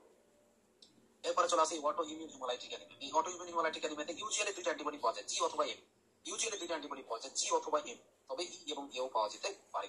এবার এই অটো ইমিউন হিমোলাইটিক অটো বলেছিলাম, একটা বলেছিলাম অটো অ্যান্টিবডি, একটা বলেছিলাম অ্যালো অ্যান্টিবডি। অটো অ্যান্টিবডি যেটা বলেছিলাম সেগুলো যা পাওয়া যাবে তাকে আমরা কি নামে ডেকেছিলাম? Auto immune haemolytic anaemia. আর অটো ইমিউন হিমোলাইটিক অ্যানিমিয়ার ক্ষেত্রে ইনভেস্টিগেশন কি বলেছি? Coombs test positive. Excellent, excellent. এরপরে চলে আসি একটা ওয়ার্ম অ্যান্টিবডি, একটা কোল্ড অ্যান্টিবডি। কজগুলো আমরা সবাই জানি। এবার দেখেন ওয়ার্ম মানে হচ্ছে এখান থেকে কিন্তু আপনার এমসিকিউ আসবে, এর আগের বছর এসেছিল এমসিকিউ। ওয়ার্ম অ্যান্টিবডি মানে কি? ওয়ার্ম মানে গরম, গরম মানে টেম্পারেচার বেশি, এজন্য দেখেন 37 ডিগ্রি সেলসিয়াস। আর দেখেন উপরে কোল্ড মানে ঠান্ডা, কোল্ড মানে যদি ঠান্ডা হয় তাহলে কত ডিগ্রি সেলসিয়াস তাপমাত্রা হবে? 4। এবার আমাদের দেশে গরম বেশি না ঠান্ডা বেশি? গরম, বেশিরভাগই গরম, 8 থেকে 9 মাসই গরম। এই জন্য দেখেন গরমটা হচ্ছে 80%, আর এটা হচ্ছে 20%। এবার গ দিয়া গরম, গ দিয়া জি, গ দিয়া গরম, গ দিয়া জি, গ দিয়া গরম, গ দিয়া জি। আলটিমেট এটা কি দেবো? ঠান্ডা। ঠান্ডাটা কি দিয়ে হয় বলেছিলাম? কোন অর্গানিজম? বলেন বলেন, কোন অর্গানিজম দিয়ে হয়? মাইকোপ্লাজমা। এক্সেলেন্ট, যেহেতু মাইক্রোপ্লাজমাতে এম আছে, যেখানে এম আছে। আর সি দিয়া কোল্ড, সি দিয়া কমপ্লিমেন্টের সাথে বাইন্ড করে, সি দিয়া কোল্ড, সি দিয়া কমপ্লিমেন্টের সাথে বাইন্ড করে, তাহলে এটা কার সাথে বাইন্ড করে? এটা অপোজিট, আর এটা টেম্পারেচার সাথে বাইন্ড করে। তাহলে সবাই বলবেন না দেখে ওয়ার্ম অ্যান্টিবডি, ওয়ার্ম মানে গরম, তাহলে টেম্পারেচার কত হবে? 37 ডিগ্রি সেলসিয়াস। 37। তাহলে বাংলাদেশে গরম বেশি, তাহলে বাংলাদেশে যদি গরম বেশি হয় তাহলে কত পার্সেন্ট পাওয়া যায়? 80% আর কি। আর কোল্ড মানে ঠান্ডা, ঠান্ডা মানে 4 ডিগ্রি, আর বাংলাদেশে ঠান্ডা পড়ে না বললেই চলে, এই জন্য 4 ডিগ্রি, এবং সেটা 20%। এরপরে যেটা বললাম গ দিয়া গরম, গ দিয়া কোন অ্যান্টিবডি বললাম? জি। আইজিজি। আর ওটা বললাম মাইক্রোপ্লাজমা দিয়ে হয়, জন্য সি দিয়া কোল্ড, তাহলে সি দিয়া কার সাথে বাইন্ড করে? কমপ্লিমেন্ট। আর এটা হবে রেসাস অ্যান্টিজেনের সাথে। এভাবে মনে রাখবেন। একটা এমসিকিউ এর আগে কিন্তু এসেছিল, এখান থেকে 2বার এসেছিল, মনে জানা থাকে। আশা করা যায় এখান থেকে যে এমসিকিউ আসুন না কেন আপনি পাবেন। এরপরে চলে আসি ওয়ার্ম অটোইমিউন হিমোলাইটিক যে পজ। ওয়ার্মের অনেকগুলো সিনারিও বলেছিলাম। আপনার কি দিয়ে সিনারিও থাকতে পারে বলেছিলাম প্রথমে? এসএলই। আরে Actually, are you তারপরে পেনিসিলিন, বক্সাক্লাভ, তারপরে বলছিলাম লিম্ফোমা, তারপরে বলছিলাম আলসারেটিভ কোলাইটিস, মনে জানা থাকে। আচ্ছা, একই রকম ভাবে এখানে থেকে হিমোলাইসিস হবে, এখানে তো স্পয়েড সাইট পাওয়া যাবে, সেটা পিডিএফ এর বক্স। এখানে রেটিকুলোসাইট কাউন্ট বেশি থাকবে, কারণটা কি? কারণ হিমোলাইটিক অ্যানিমিয়া। আর বলেছিলাম ডায়াগনস্টিক টেস্ট, কনফার্মেটরি টেস্ট কোনটা? কোন টেস্ট? এটা মোস্ট স্পেসিফিক ফর কি বলেছিলাম? Rhesus antigen. ওয়ার্মটা কিছুক্ষণ আগে বললাম, রেসাস অ্যান্টিজেন, এবং সেটাকে কি নামে ডাকা? NTE. Rhesus antigen and NTE, rhesus antigen and NTE, very very very very important. তবে অনেক সময় কোন টেস্টটা কিছু ক্ষেত্রে নেগেটিভ হতে পারে, যদি প্লিজ এগুলো কিন্তু এমসিকিউর অপশন আসবে। এমসিকিউর অপশন আছে, কত পার্সেন্ট ক্ষেত্রে নেগেটিভ আছে? 10%। এগুলো যে এক্সট্রা লাইন দেখা আছে, এগুলো এমসিকিউর অপশন। আর এসবিএ যদি বলে, এসবিএ বলবে what is your diagnosis, what is the next investigation, এটাই তো মনে যেন থাকে। এবার ট্রিটমেন্ট, ফার্স্ট লাইন লিখে রাখেন, সেকেন্ড লাইন লিখে রাখেন, থার্ড লাইন, এই তো সারা জীবন কাজে লাগবে। তো পরীক্ষাতে এটাই আসবে, পরীক্ষাতে এটাই আসবে। First line, second line, third line লিখে রাখেন দ্রুত। First line, second line, third line. First line rituximab, second line splenotomy, third line. এবার চলে আসি এদিকে। এই যে ক্লোস্ট্রিডিয়াম পারফ্রেঞ্জেস কিসের সিনারিও নিয়ে আসবে বলেছিলাম? এই যে অ্যাসেন্ডিং কোলানজাইটিস বা নেক্রোটাইজিং ফাসাইটিস নিয়ে আসতে পারে। তাহলে ক্লোস্ট্রিডিয়াম পারফ্রেঞ্জেস যেহেতু আমি ওই কজের ভেতরে বলি না, এজন্য এটাকে বলবো ইন্ট্রাভাস্কুলার। আমি এক্সট্রাভাস্কুলার ভেতরে যেহেতু বলি না। তাহলে দেখেন এই যে কথাগুলো, কোথায় এক্সট্রাভাস্কুলার, কোথায় ইন্ট্রাভাস্কুলার, এটা অনেক সময় উল্টাপাল্টা হয়ে যায়। তো যেহেতু উল্টাপাল্টা যাতে না হয়, এই জন্য আমি এক্সট্রাভাস্কুলার কজ লিখে দিয়েছি। একটা বলেছিলাম সিকল সেল অ্যানিমিয়া, এরপরে বলেছি থ্যালাসেমিয়া, এরপরে বলেছিলাম হেরিডিটারি স্পোসাইটিস, এরপর বলেছি হেরিডিটারি এরিথ্রোসাইটোসিস, এরপর বলেছি haemolytic disease of the newborn, তার সাথে বলেছি ওয়ার্ম অ্যান্টিবডি। এরপরে চলে আসি পিএনএইচ। এখান থেকে একটা কোশ্চেন আসবে, মাস্ট মাস্ট মাস্ট এমসিকিউ অথবা এসবি আসবে। এখন পিএনএইচটা কি? এটা একটা অ্যাকোয়ার্ড, এটা একটা এমসিকিউ এর অপশন। নন ম্যালিগন্যান্ট, এটা একটা এমসিকিউ এর অপশন। জিপিআই অ্যাঙ্কার প্রোটিনের ডেফিসিয়েন্সি, এমসিকিউ এর অপশন। তাহলে তিনটা এমসিকিউ অপশন কিন্তু আপনাকে বলেই দিলাম। এইটা এতটা ইম্পর্টেন্ট, আপনার পরীক্ষাটা আসবে। আমি কিন্তু এমসিকিউ অপশন বলেই দিলাম, আপনি প্রশ্ন পড়ার সাথে সাথে এই তিনটা এমসিকিউ অপশন পাবেন। এটা একটা অ্যাকোয়ার্ড, এটা একটা নন ম্যালিগন্যান্ট, এটা একটা জিপিআই অ্যাঙ্কার প্রোটিনের ডেফিসিয়েন্সি। শর্টকাটে পড়বেন, অনেকে মুখস্থ করেন acquired, non malignant, clonal expansion, haemoglobin cell deficient in glycoprotein anchor. অনেক বড় করে পড়েন, অনেক বড় করে পড়ার দরকার না, শর্টকাটে পড়বেন। Acquired, non malignant, GPI anchor প্রোটিনের ডেফিসিয়েন্সি, শেষ। এবার ডায়াগনস্টিক টেস্ট, সিডি 5559। সিডি 5559 এই টেস্টের নামটা কি বলি আমরা? এগুলো দেখলে ফ্লো সাইটোমেট্রি, টেস্টের নাম বলা হয় ফ্লো সাইটোমেট্রি। এগুলোকে বলা হয় ফ্লো সাইটোমেট্রি। যে সিডি 5559 দেখবো ফ্লো সাইটোমেট্রি। যদি কোনো সিনারিওতে এই সিডি 5559 বলে কোনো শব্দ থাকে, ডায়াগনোসিস পিএনএইচ, ডায়াগনোসিস পিএনএইচ, সোজা কথা। কথা যদি ডায়াগনস্টিক টেস্ট কি বলবেন? Flow cytometry, excellent. আরেকটা কিছু আগে বললাম, কার specific test? Flow cytometry, flow cytometric test. Excellent excellent excellent, মনে রাখবেন। তাহলে বলেন তো পিএনএইচটা কি এক্সট্রাভাস্কুলার হিমোলাইসিস হবে না ইন্ট্রাভাস্কুলার? ইন্টারভাস্কুলার। এই যে দেখেন ইন্ট্রাভাস্কুলার। এই শব্দগুলো আমি এজন্য এক জায়গায় লিখে দিয়েছি, আপনার যে কোনো জায়গায় যাতে এই লাইনগুলো কখনো উল্টাপাল্টা না হয়। এটা একটা ইম্পর্টেন্ট ক্রাইটেরিয়া হচ্ছে হিমোগ্লোবিন ইউরিয়া হয় most noticeable in the early morning, যেটাকে বলা হয় ক্যারেক্টারিস্টিক রেড ব্রাউন। এটা একটা সিনারিও ক্লু। বলবে যে তার সকালবেলা হিমোগ্লোবিন ইউরিয়া হয় red brown colour. Red brown কালারটাকে এখানে ব্র্যাকেটে লিখে রাখেন Coca Cola colour. Red brown colour, এখানে সিনারিও লিখে রাখেন কোকা কোলা কালার। কারণ পাটনের যে প্রশ্নটা হয়, এই প্রশ্নে আপনার কি বলা হয়, দেখা যাচ্ছে অনেক সময় এমআরসিপির কোশ্চেনটা হুবহু তুলে দেয়। তো এমআরসিপি যখন কোশ্চেন করবে, তখন এমআরসিপি যেহেতু বাইরের ইউরোপিয়ান কান্ট্রি কোশ্চেন হয়, যেহেতু ইংল্যান্ডের, ওরা আবার কোকা কোলা বেশি খায়, এই জন্য বলবে কোকা কোলা কালার ইউরিন, এই শব্দটা ব্যবহার করতে পারেন। আর আমরা যদি বাংলাদেশি হই, তাহলে বাংলাদেশে যদি একটু কারো শিখব্যাধি থাকে, তাহলে ইসরায়েলি প্রোডাক্ট বা এটা কোন কালার ইউরিন দিতে পারি? মোজো কালার ইউরিন, তাই না? Mojo colour urine. আমরা যদি কোশ্চেন করি, তাহলে আমরা যদি বলি, কারো যদি একটু মাথায় সেন্স থাকে, তো করি মোজো কালার ইউরিন। এখানে অ্যাভয়েড করি আমরা, আমরা তো খেয়ে অ্যাভয়েড করতেছি, এটাও অ্যাভয়েড করি, মোজো কালার ইউরিন। এটা ইম্পর্টেন্ট হচ্ছে associated with hypoplastic bone marrow failure, aplastic anaemia, myelodysplastic syndrome. Very very very very important. কয়টা জিনিসের সাথে association? Bone marrow failure, aplastic anaemia, myelodysplastic syndrome, মনে জানা থাকে। এবার এখানে C5 মনোক্লোনাল অ্যান্টিবডি দেওয়া হয়, যাকে বলা হয় একুলিজিমাব। ভেরি ইম্পর্টেন্ট, মনে রাখতে হবে, এটা একটা এসপি।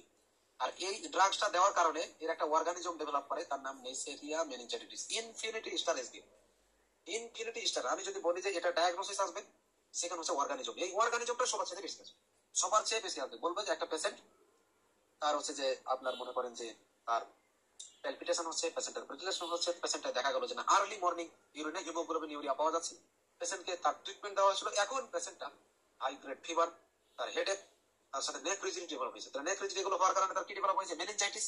তার অর্গানিজমের নাম হচ্ছে নেইসেরিয়া মেনিনজাইটিস। আশা করা যায় ভুল করবেন না। Very very important. তাহলে ফ্লো সাইটোমেট্রিতে কি পাওয়া যাবে বললাম? CD5 and 55. Excellent excellent. এগুলো আমরা বলেছিলাম হিমোগ্লোবিনের প্যাথিতে। আমরা বলেছিলাম হিমোগ্লোবিনের প্যাথি মানে দুইটা, একটা হচ্ছে সিকল সেল হিমোগ্লোবিন, সরি সিকল সেল অ্যানিমিয়া, একটা বলেছিলাম থ্যালাসেমিয়া। যদি অ্যাবনর্মাল হিমোগ্লোবিন হয়, অ্যাবনর্মাল বলেছিলাম, অ্যাবনর্মাল তাকে বলেছিলাম সিকল সেল অ্যানিমিয়া, আর যদি ডেফিসিয়েন্সি হয় তাকে বলেছিলাম থ্যালাসেমিয়া। আমি বলেছিলাম হিমোগ্লোবিন এ স্ট্রাকচার হচ্ছে যে আপনার আলফার সাথে কি থাকে, বিটা থাকে না ডেল্টা থাকে, এ যদি হয় বিটা, বিটা, আর যদি A2 যদি হয় তাহলে যে দেখেন ডেল্টা, আর যদি এফ যদি হয় তাহলে সেটা বলেছিলাম গামা। এটা SCDE 4 প্রকারের হয়, তবে সবচেয়ে বেশি এক্সাম্পল এস, এজন্য তার নামটা বলে সিকল সেল অ্যানিমিয়া। তো এটার হেডলাইন, এটাকে হেডলাইনে কি বলা হয়, হিমোগ্লোবিনোপ্যাথি। মনে রাখবেন হিমোগ্লোবিনোপ্যাথি। হিমোগ্লোবিনোপ্যাথি মানে দুইটা disease, sickle cell anaemia, thalassaemia. এই দুইটা ডিজিজের যে ইনভেস্টিগেশন তাকে বলা হয় হিমোগ্লোবিন ইলেকট্রোফোরেসিস। তাহলে আমরা জানি যে কনফার্মেটরি টেস্ট ফর থ্যালাসেমিয়া, এটা যেমন জানি হিমোগ্লোবিন ইলেকট্রোফোরেসিস। এখন যদি পরীক্ষাতে আসে confirmatory test of sickle cell anaemia, তাহলে কি দিবেন, ইলেকট্রোফোরেসিস। এটা যেন ভুল নাই। অনেকে বলে যে থ্যালাসেমিয়া পড়েছিলাম হিমোগ্লোবিন ইলেকট্রোফোরেসিস, কিন্তু সিকল সেল অ্যানিমিয়ার কোথাও তো লেখা কোথায় ছিল যেন ভুলে গেছি আপনি। এটা যেন মনে না হয়, মনে যেন থাকে। এবার চলে আসি কোয়ান্টিটেটিভ যদি হয় তাকে বলেছিলাম থ্যালাসেমিয়া। আমরা বলেছিলাম যদি আলফা চেনের ডেফিসিয়েন্সি হয়, কোন থ্যালাসেমিয়া,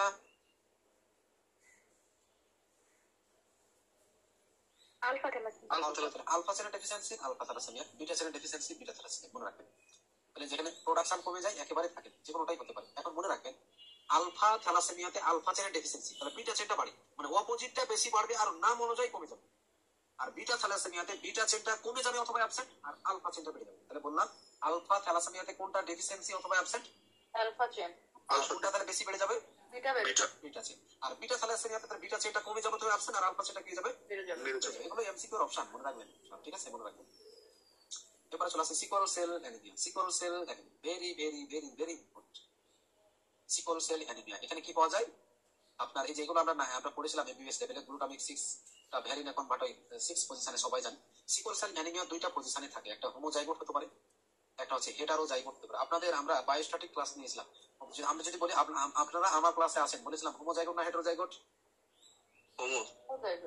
আপনারা আমার ক্লাসে আছেন হোমোজাইগোট অনেক রকম হেটারোজাইগোট। হেটারোজাইগোট আছে মেল ফিমেল সবাই তো আছে, তাই না, এটা হেটারোজাইগোট না, তাহলে হেটারোজাইগোট আছে। কিন্তু আমি যদি বলি আমার ক্লাসে শুধু মেলেরা ক্লাস করতেছে অথবা শুধু ফিমেলরা ক্লাস করতেছে, তাহলে সেটাকে বলা হয় হোমোজাইগোট।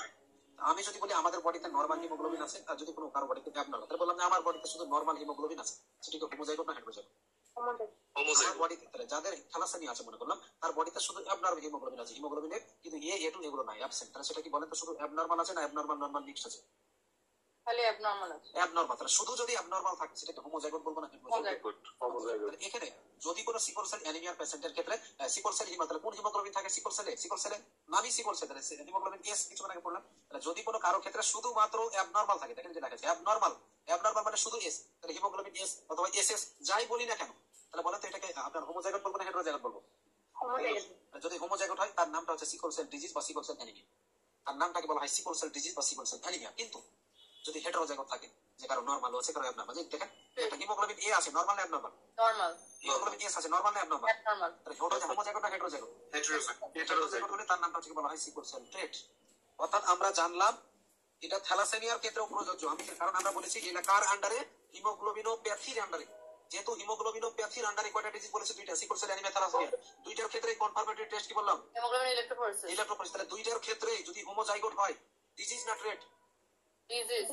আর যদি হেটারোজাইগোট হয় ডিজিজ না ট্রেট, ট্রেট মনে থাকবে। তাহলে এখানে যেহেতু হোমোজাইগোট, তাহলে সিকল সেল অ্যানিমিয়া বা সিকল সেল ডিজিজ, কিন্তু হেটারোজাইগোট হলে তাকে বলা হয় হিমোগ্লোবিন এএস, তাকে বলা হয় সিকল সেল ট্রেট। তাহলে আমরা বিটা থ্যালাসেমিয়া ট্রেট পড়েছি, আলফা থ্যালাসেমিয়া ট্রেট বলেছি, তাহলে এগুলো হোমোজাইগোট না হেটারোজাইগোট, Heterozygote. যদি বলা হয় বিটা থ্যালাসেমিয়া মেজর যেটা ট্রেট বলি নাই, তাহলে সেটাকে কি বলবো, হোমোজাইগোট। হোমোজাইগোট। একেবারে সোজা, খুবই সোজা, বেসিক কথা। আমরা আসবো থ্যালাসেমিয়া আসলে বুঝতে পারবেন। সিকল সেল ট্রেট যারা, তারা আবার ক্যালসিফারামের বিরুদ্ধে রেজিস্ট্যান্ট, এটা একটা ইম্পর্টেন্ট নাই, ক্যালসিফারামের বিরুদ্ধে রেজিস্ট্যান্ট, মনে রাখবেন। এরপরে সিকল সেল অ্যানিমিয়ার ক্ষেত্রে সিকলিং কি দিয়ে হয়, এটা পরীক্ষাতে আছে, সিকলিং কি দিয়ে হয়, MCQ, hypoxia, acidosis, dehydration, infection, hypoxia, acidosis, dehydration, infection, এটা এমসিকিউ, মনে রাখবেন। এবার সিকল সেল অ্যানিমিয়াতে অনেক ক্রাইসিস আছে। কিছুক্ষণ আগে একটা ডিজিজের ক্রাইসিস করলাম, কোন ডিজিজ, প্রথম ক্রাইসিস ছিল কি, কি বলেছি, হিমোলাইটিক ক্রাইসিস। এরপরে বলেছি কি, মেগালোব্লাস্টিক ক্রাইসিস। এরপরে বলেছি কি, অ্যাপ্লাস্টিক ক্রাইসিস। এই তিনটা ক্রাইসিস মনে রাখবেন। এটা কি একটা এমসিকিউ তো, যে ক্লিনিক্যাল ক্রাইসিস প্রেজেন্ট ইন হেরেডিটারি স্পোসাইটোসিস, ওর তিনটা, আর এই যে এখানকার গুলো দুইটা দিবে, সিকল সেল গুলো দুইটা দিবে, অথবা যে crisis present in sickle cell anaemia এর গুলো দিবে আর ওর গুলো দিবে, মনে যেন থাকে, এখান থেকে এমসিকিউ আসবে। তাহলে এর কি কি ক্রাইসিস দেখেন, পেনফুল ভেসোক্লোসিভ ক্রাইসিস, সেকোস্ট্রেশন ক্রাইসিস, এরও আছে অ্যাপ্লাস্টিক ক্রাইসিস। এর তিনটা ক্রাইসিস, ওর তিনটা ক্রাইসিস, কিন্তু দুইজনের একটা কমন আছে, তার নামে অ্যাপ্লাস্টিক ক্রাইসিস। আর অ্যাপ্লাস্টিক ক্রাইসিস মানেই বলেছিলাম কোন ভাইরাস দিয়ে হবে, এই যে পারবো ভাইরাস বি19। একটা সিনারিও বলেছিলাম, কি থাকবে ক্লু? রেটিকুলোসাইট কম থাকবে এবং থাকবে ইলেকট্রিক অ্যাপিয়ারেন্স। হ্যাঁ স্লেপ্ট গাড়ি একটা থাপ্পড় দেওয়ার মতো মনে হবে আর কি, ঠিক আছে। রেটিকুলোসাইট কাউন্টটা কম হবে, ব্যতিক্রম বলেছিলাম। হ্যাঁ, কিন্তু আমি যদি বলি এই যে বাকি যে ক্রাইসিস গুলো আছে বা ইয়ে আছে, এগুলো তো বলেন তো রেটিকুলোসাইট কাউন্ট কম না বেশি? বেশি থাকবে। বেশি, কারণ এগুলো কোন ধরনের অ্যানিমিয়া? সিকল সেল অ্যানিমিয়া কোন অ্যানিমিয়ার ভিতর পড়ে? হেমোলাইটিক। এই যে হিমোলাইটিক অ্যানিমিয়া। এই তো একবারে ক্লিয়ার, ক্রিস্টাল ক্লিয়ার। এগুলো মুখস্থ করা লাগবে না, বুঝলেই পারে। পরে তো কত ইনভেস্টিগেশন মুখস্থ করা লাগবে না। হিমোলাইটিক অ্যানিমিয়া মানে রেটিকুলোসাইট বেশি। আচ্ছা, এটা না থাকলে, এর রেটিকুলোসাইট নাই, আরটি টেস্ট নাই, আনকনজুগেটেড বিলিরুবিন বেশি, আর নাই এলডিএস বেশি, আর নাই ইউরোবিলিন বেশি, হেপ্টোগ্লোবিন কম। কিন্তু যে কোনো টেস্টই দিতে পারে, বলেন এগুলো কেন মুখস্থ করার দরকার আছে? কত সোজা হয়ে যাচ্ছে। এবার চলে আসে পেনফুল ভেসোপ্লাস্টিক ক্রাইসিস কখন বলবো? যদি একটা পেশেন্টের সিভিয়ার বনি পেন হয়, যদি কোনো সিনারিওতে বলে সিভিয়ার বনি পেন হয়, তার সাথে পেশেন্টের ফিভার হয়, ডায়াগনোসিসটা বলবো পেনফুল ভেসোপ্লাস্টিক ক্রাইসিস। এটা পরীক্ষাতে যে এটা একটা এসডি আসবে, most common form of crisis, infinity star SD. এরপরে এই পেশেন্টটা স্ট্রোক নিয়ে প্রেজেন্ট করতে পারে। স্ট্রোকের প্রেজেন্টেশন সময় জানি single most devastating complication stroke, এটা একটা SD. Infinity star SD, what is the single most devastating complication stroke, what is the most common form of crisis, সেটাকে বলা painful vasoplastic crisis, what is the most common cause of death, তাকে বলা হয় sickle chest syndrome. Sickle chest, chest কেন? কারণ এই যে ventilatory failure হয়, ভেন্টিলেটরি ফেলিয়ার। ট্রিটমেন্ট কি বলেছিলাম বলেন, এর আগের ক্লাসে বলেছিলাম, পারবেন? ট্রিটমেন্ট কি? হ্যাঁ, কোনটা? একটা বক্সের ভেতর বলেছিলাম, ওই যে অ্যান্টিডোটের বক্স, অ্যান্টিডোটের বক্স, যে যদি কারো নিউট্রোপেনিক সেপসিস হয়, কি ট্রিটমেন্ট দিয়েছিলাম? ইউটিলিটি ফাইসা ব্রড স্পেকট্রাম থার্ড লাইন বলেছিলাম জিসিএস। এখন বলেছিলাম যে তার উপরের লাইনটা, ওই বক্সেরই উপরের লাইনটা বলেছিলাম, যদি কোনো সিকল সেল অ্যানিমিয়ার পেশেন্ট স্ট্রোক এবং তার সাথে হচ্ছে চেস্ট সিনড্রোম অর্থাৎ ভেন্টিলেশন ফেলিয়ার নিয়ে আসে, ট্রিটমেন্ট কি ছিল বক্সে? Plasma exchange. ট্রিটমেন্ট কি? Plasma exchange. ওই যে আগে একটা বক্স পড়েছিলাম, ঠিক আছে। আরো 2-3 বার রিভাইজ দিবেন, দেখবেন মনে হয় যে এটাকে বলে কোরিলেশন, বুঝছেন? এটাকে কোরিলেশন করতে হবে, ঠিক আছে। আমি কিন্তু আগের পড়াগুলো টেনে আনতেছি সব। তাহলে বলেন most common form of crisis কি দিবেন? বলা হয় single most definition complication, stroke. Most common cause of death. যদি সেকোস্টেশন ক্রাইসিস হয়, এটা সেকোস্টেশন ক্রাইসিস কোন কোন অর্গানে হতে পারে? যদি বাচ্চা হয় তাহলে স্প্লিনে, যদি অ্যাডাল্ট হয় তাহলে লিভারে। স্প্লিনে হবে মানে স্প্লিনোমেগালি, লিভারে হবে মানে হেপাটোমেগালি। লিভারে হবে মানে হেপাটোমেগালি, লিখে রাখেন। স্প্লিনে হবে মানে স্প্লিনোমেগালি, লিভারে হবে মানে হেপাটোমেগালি। যদি কোনো সিনারিওতে স্প্লিনোমেগালি বা হেপাটোমেগালি থাকে, তাহলে একটা সিনারিও মনে রাখবেন যে সেটা সেকোস্টেশন ক্রাইসিস। এবার চলে আসে ইনভেস্টিগেশন। এটা কম্পেনসেটেড অ্যানিমিয়া পাওয়া যায়, ইউজুয়ালি 6 থেকে 8, বেশি কমতে দেয় না, যেহেতু কমতে দেয় না যেন বলা হয় কম্পেনসেটেড। এরপরে চলে আসি ব্লাড ফিল্মে, নাম হচ্ছে সিকল সেল অ্যানিমিয়া, তাহলে সিকল সেল। এবার চলে আসি এখানে টার্গেট সেলও পাওয়া যায়। টার্গেট সেলের কজ কি করেছিলাম? Thalassaemia, liver disease. একটা ছিল লিভার ডিজিজ, তারপর বলেছিলাম থ্যালাসেমিয়া। 3 নম্বরে কি ছিল? Excellent, post explanatory. 4 নম্বর কি বলবো? আচ্ছা আচ্ছা, এখানে আরেকটা জিনিস জানবো আমরা, খেয়াল করে দেখেন, ফিচার্স অফ হাইপোস্প্লিনিজম কথাটা আছে না নেই? আচ্ছা আচ্ছা, হাইপোস্প্লিনিজম। এখন কথা হচ্ছে আমরা বলেছিলাম হাইপার স্প্লিনিজম মানে সেল কাউন্ট গুলো বেড়ে যায় না কমে যায়? হাইপোস্প্লিনিজম মানে সেল কাউন্ট গুলো বেড়ে যায় না কমে যায়? হাইপার স্প্লিনিজমের কজ কয়টা বক্সে ছিল ডেভিডসনের প্যানসাইটোপেনিয়ার ভিতরে? প্যানসাইটোপেনিয়ার ভিতরে হাইপার স্প্লিনিজমের কজ কয়টা ছিল? 4টা। হ্যানকনি সিনড্রোম ছিল, একটা ছিল কি ফেলট্রি সিনড্রোম, তারপরে ছিল পোর্টাল হাইপারটেনশন, তার সাথে ছিল মাইলোফাইব্রিয়াম। 4 জনে হাইপার স্প্লিনিজম থাকে মানে সেখানে প্যানসাইটোপেনিয়া। আর এখানে কি থাকে? হাইপোস্প্লিনিজম। এখন যদি কোনো জায়গায় হাইপোস্প্লিনিজম থাকে, তাহলে হাইপোস্প্লিনিজম থাকলে 3টা সেল, 3টা সেল। গতদিন বলেছিলাম, কি কি বলেছিলাম বলেন তো? 1 নম্বরে বলি নাই গতদিন হাইপোস্প্লিনিজম কয়টা সেল পাওয়া যায়? আচ্ছা, 1 নম্বরে লিখেন, 1 নম্বরে লিখেন হাউয়েল জলি বডি, 2 নম্বরে লেখেন টার্গেট সেল, 3 নম্বরে লেখেন স্পেরোসাইট। 3টা জিনিস। একটা বললাম হাউয়েল জলি বডি, 2 নম্বর বললাম টার্গেট সেল, 3 নম্বর বললাম স্পেরোসাইট। এটা গ্যাস্ট্রো চ্যাপ্টারে আছে, গ্যাস্ট্রো চ্যাপ্টারে আছে। গ্যাস্ট্রো চ্যাপ্টার পড়েছেন আপনারা? গ্যাস্ট্রো চ্যাপ্টার হয়েছে না? হ্যাঁ, ওই যে সিলিয়াক ডিজিজ পড়েছেন না? সিলিয়াক ডিজিজের ইনভেস্টিগেশনের প্রথম লাইন দেখবেন লেখা আছে যে ফিচার্স অফ হাইপোস্প্লিনিজম পাওয়া যায় সিলিয়াক ডিজিজে। ওখানে দেখবেন ব্র্যাকেটে 3টা সেলের নাম দেওয়া আছে, হাউয়েল জলি বডি, টার্গেট সেল এবং হচ্ছে স্পেরোসাইট। ওখানে দেখবেন দেওয়া আছে ব্র্যাকেটে 3টা লাইন দেওয়া আছে, মনে থাকবে? তাহলে ফিচার্স অফ হাইপোস্প্লিনিজম মানে মনে রাখবেন 3টা সেল বললাম। এটা বললাম কি? হাউয়েল জলি বডি, তারপরে বললাম টার্গেট সেল, তারপরে বললাম স্পেরোসাইট। আর স্পেসিফিক কোনটা? হাউয়েল জলি বডি। মনে রাখবেন 3টা সেল পাওয়া যায়, কিন্তু স্পেসিফিক কোনটাকে বলবো? হাউয়েল জলি বডি। এই জন্য এখানে টার্গেট সেল কথাটা লিখেছি। কারণটা কি, হাইপোস্প্লেনিজম মানে কয়টা সেল বললাম? তিনটা সেল। তিনটা। তাহলে হাইপোস্প্লেনিজম কোন কোন ডিজিজে পাওয়া যায় এটা লিখে রাখতে পারেন। একটা হচ্ছে সিকল সেল অ্যানিমিয়া, আরেকটা হচ্ছে সিলিয়াক ডিজিজ, আর আরেকটা হচ্ছে ডারমাটাইটিস সার্কোটিফর্মিস। তিনটা লিখে রাখেন। হাইপোস্প্লেনিজমে তিনটা কজ, একটা বললাম সিকল সেল অ্যানিমিয়া, একটা হচ্ছে সিলিয়াক ডিজিজ, আর একটা হচ্ছে ডারমাটাইটিস সার্কোটিফর্মিস। তিনটা লিখে রাখেন। লেখা হয়েছে?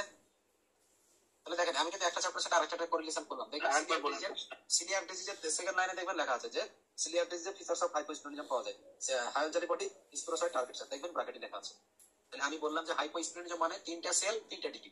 তিনটা ডিটি কি বললাম? একটা বললাম সিকল সেল অ্যানিমিয়া, একটা বললাম সিলিয়াক ডিজিজ, একটা বললাম ডারমাটাইটিস সার্কোটিফর্মিস।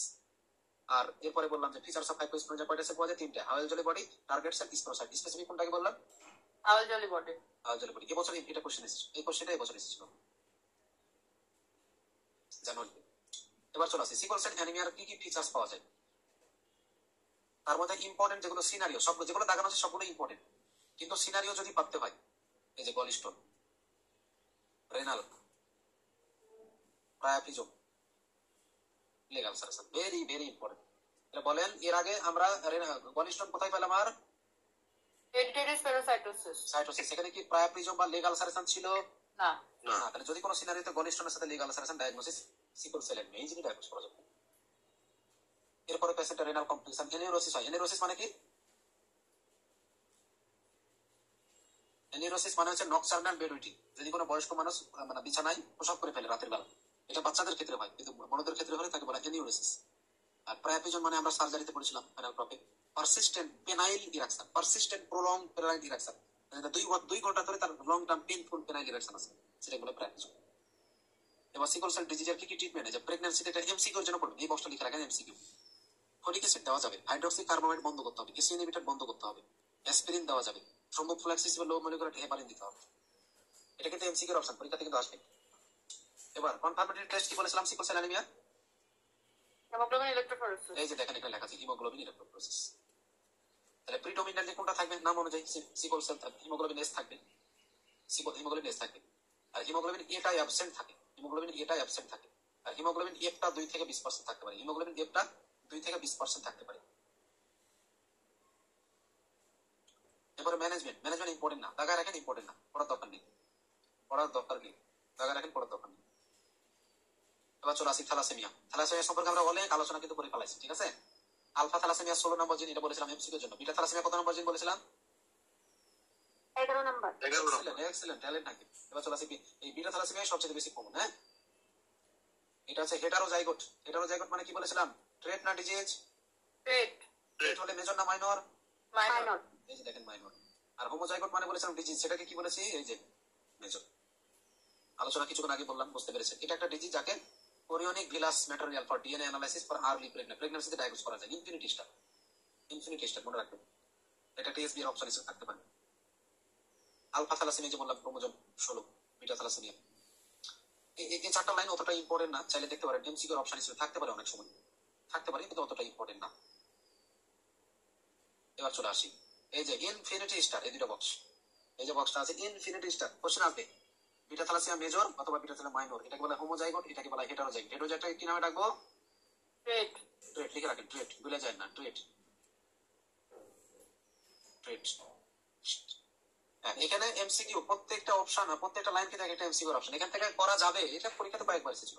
তবে তার মধ্যে সিনারিও যদি পারতে হয়, সিনারিও পার্থক্য করবো কিভাবে? এই যে 1 নম্বর এটা, এটা 1, 4, 5, এটা হচ্ছে সিনারিও পার্থক্য করার জন্য। এটা কি আমরা ডিজিজ বলবো না ট্রেট বলবো?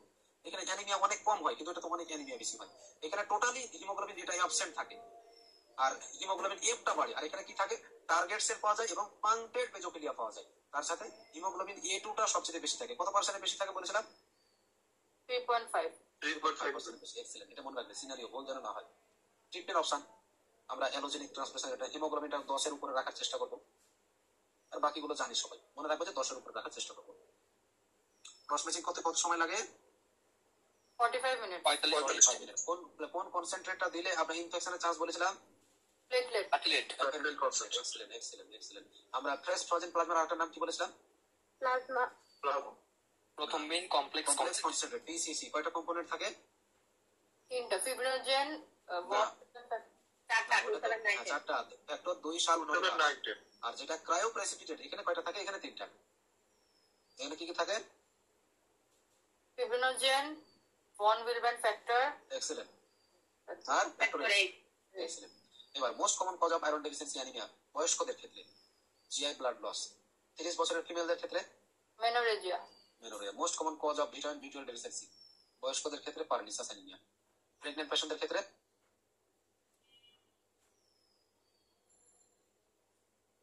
মানে মেগাপ্লাস্টিক অ্যানিমিয়া। প্রেগন্যান্সির ক্ষেত্রে ফোলেট ডেফিসিয়েন্সি হয়, ভিটামিন বি12 এর চাইতে ফোলেটটা বেশি হয়। আর বলেছিলাম জিআই ব্লাড লসের মোস্ট কমন কজ কি বলেছিলাম?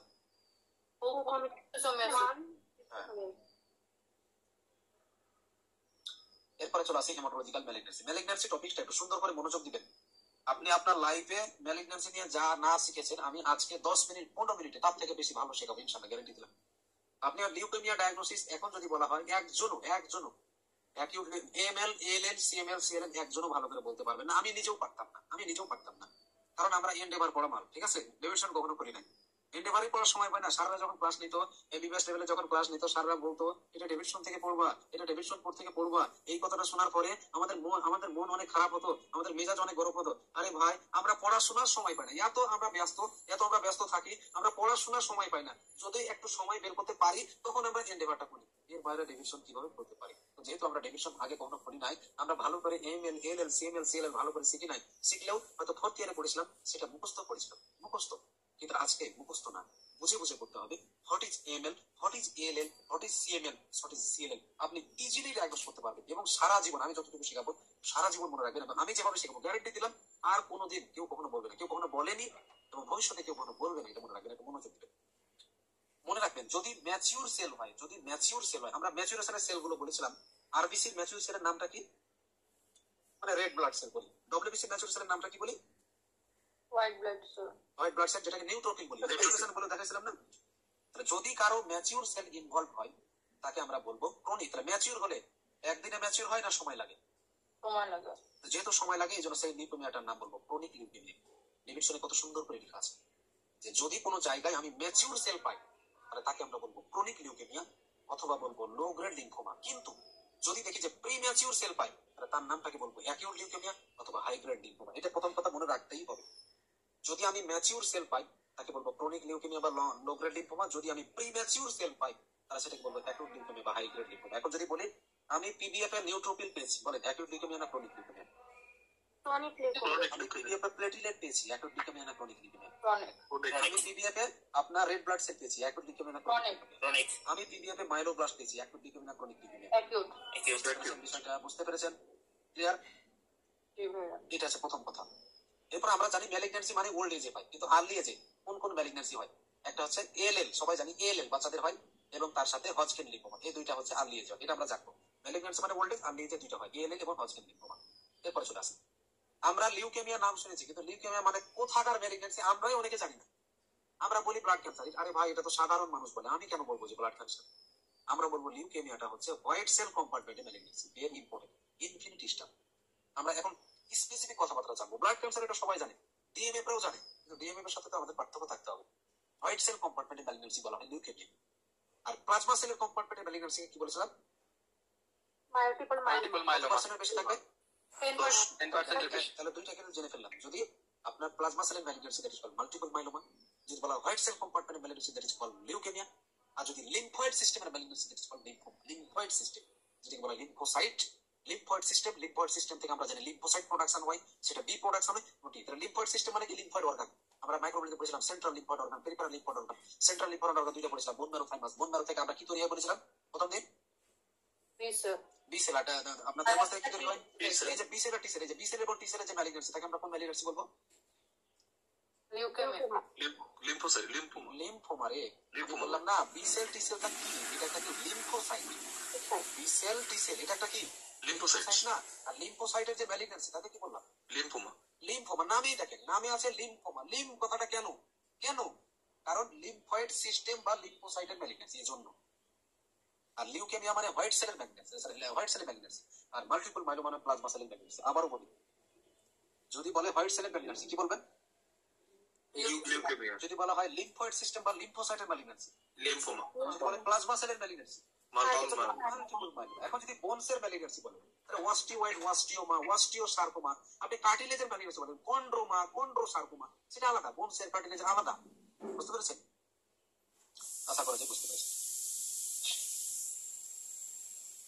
আর যে কোনো লিউকেমিয়ার ক্ষেত্রে কনফার্মেটিভ টেস্ট বোন ম্যারো সিলেক্টিভ করবেন, এটা সবাই জানে বোন ম্যারো টেস্ট। এবার চলে আসি লিউকেমিয়ার অ্যাকিউট প্রোমাইলোসাইটিক লিউকেমিয়াতে কোন জিন অবস্থান করে। 15-17 এটা পরীক্ষাতে লাগবে। অ্যাকিউট প্রোমাইলোসাইটিক লিউকেমিয়াতে 15-17 এটা একটা এসবি অপশনে আসে। লিউকেমিয়ার কিছু রিস্ক ফ্যাক্টরগুলো একটু দেখে রাখবেন। যেমন ডাউন সিনড্রোমের ক্ষেত্রে হয়, আমরা পড়েছিলাম ডাউন সিনড্রোমের ক্ষেত্রে পাওয়া যায় আর কি, পেডিয়াট্রিক্স পড়েছিলাম। কয়েকটা নাম, এগুলো ইম্পর্টেন্ট না, অতটা জাস্ট একটু জানি কতটা ইম্পর্টেন্ট না। এবার চলে আসি অ্যাকিউট লিউকেমিয়া। বলেন প্যানসাইটোপেনিয়া পাওয়া যায় না যায় না? যায়। প্যানসাইটোপেনিয়া পাওয়া যায়। অবলিক বলেছিলাম বাইসাইটোপেনিয়া, লিখে রাখেন এখানে। এখানে 22 লিখবেন প্যানসাইট 1 নম্বর লিখবেন pancytopenia oblique bicytopenia. Pancytopenia oblique bicytopenia. Bicytopenia মানে কোনটা কোনটা কমে বলেছিলাম? RBC platelet. আর ডব্লিউ যেটা বাড়বে। আর যদি প্যানসাইটোপেনিয়া হয় তিনটাই কমবে, মনে থাকবে। জি আর বাইসাইটো তাহলে সারা জীবন মনে রাখবেন। যদি কোনো প্যাথোলজিতে দেখেন, মানে সিবিসিতে দেখেন প্যানসাইটোপেনিয়া, নেক্সট ইনভেস্টিগেশন বোন ম্যারোতে যাবে, সমস্যা নেই। যদি বাইসাইটোপেনিয়া হলে তাও যাবে, মনে থাকবে। জি এটা হচ্ছে বাইসাইটোপেনিয়া কোনটা কোনটা কমছে ভাইয়া? বাইসাইটোপেনিয়া মানে আরবিসি কম, প্লেটলেট কম। প্যানসাইটোপেনিয়া তিনটা কম, আর বাইসাইটোপেনিয়া মানে আরবিসি কম, প্লেটলেট কম, ডব্লিউবিসিটা বাড়ে। এটা হলে ডায়াগনোসিস করবেন acute leukaemia. Diagnosis acute leukaemia মনে জানা থাকে।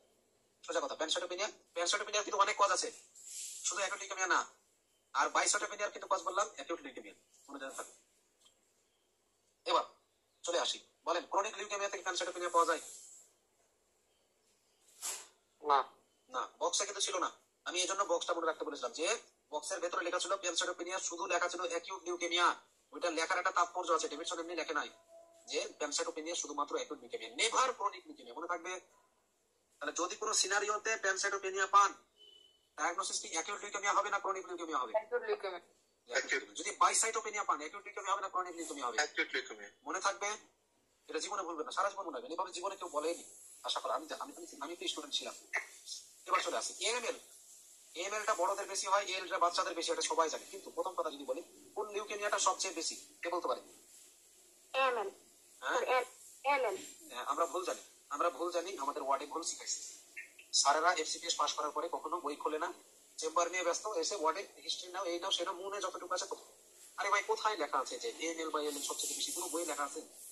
সবচেয়ে বেশি হচ্ছে সিএলএল। কোনটা সবচেয়ে বেশি?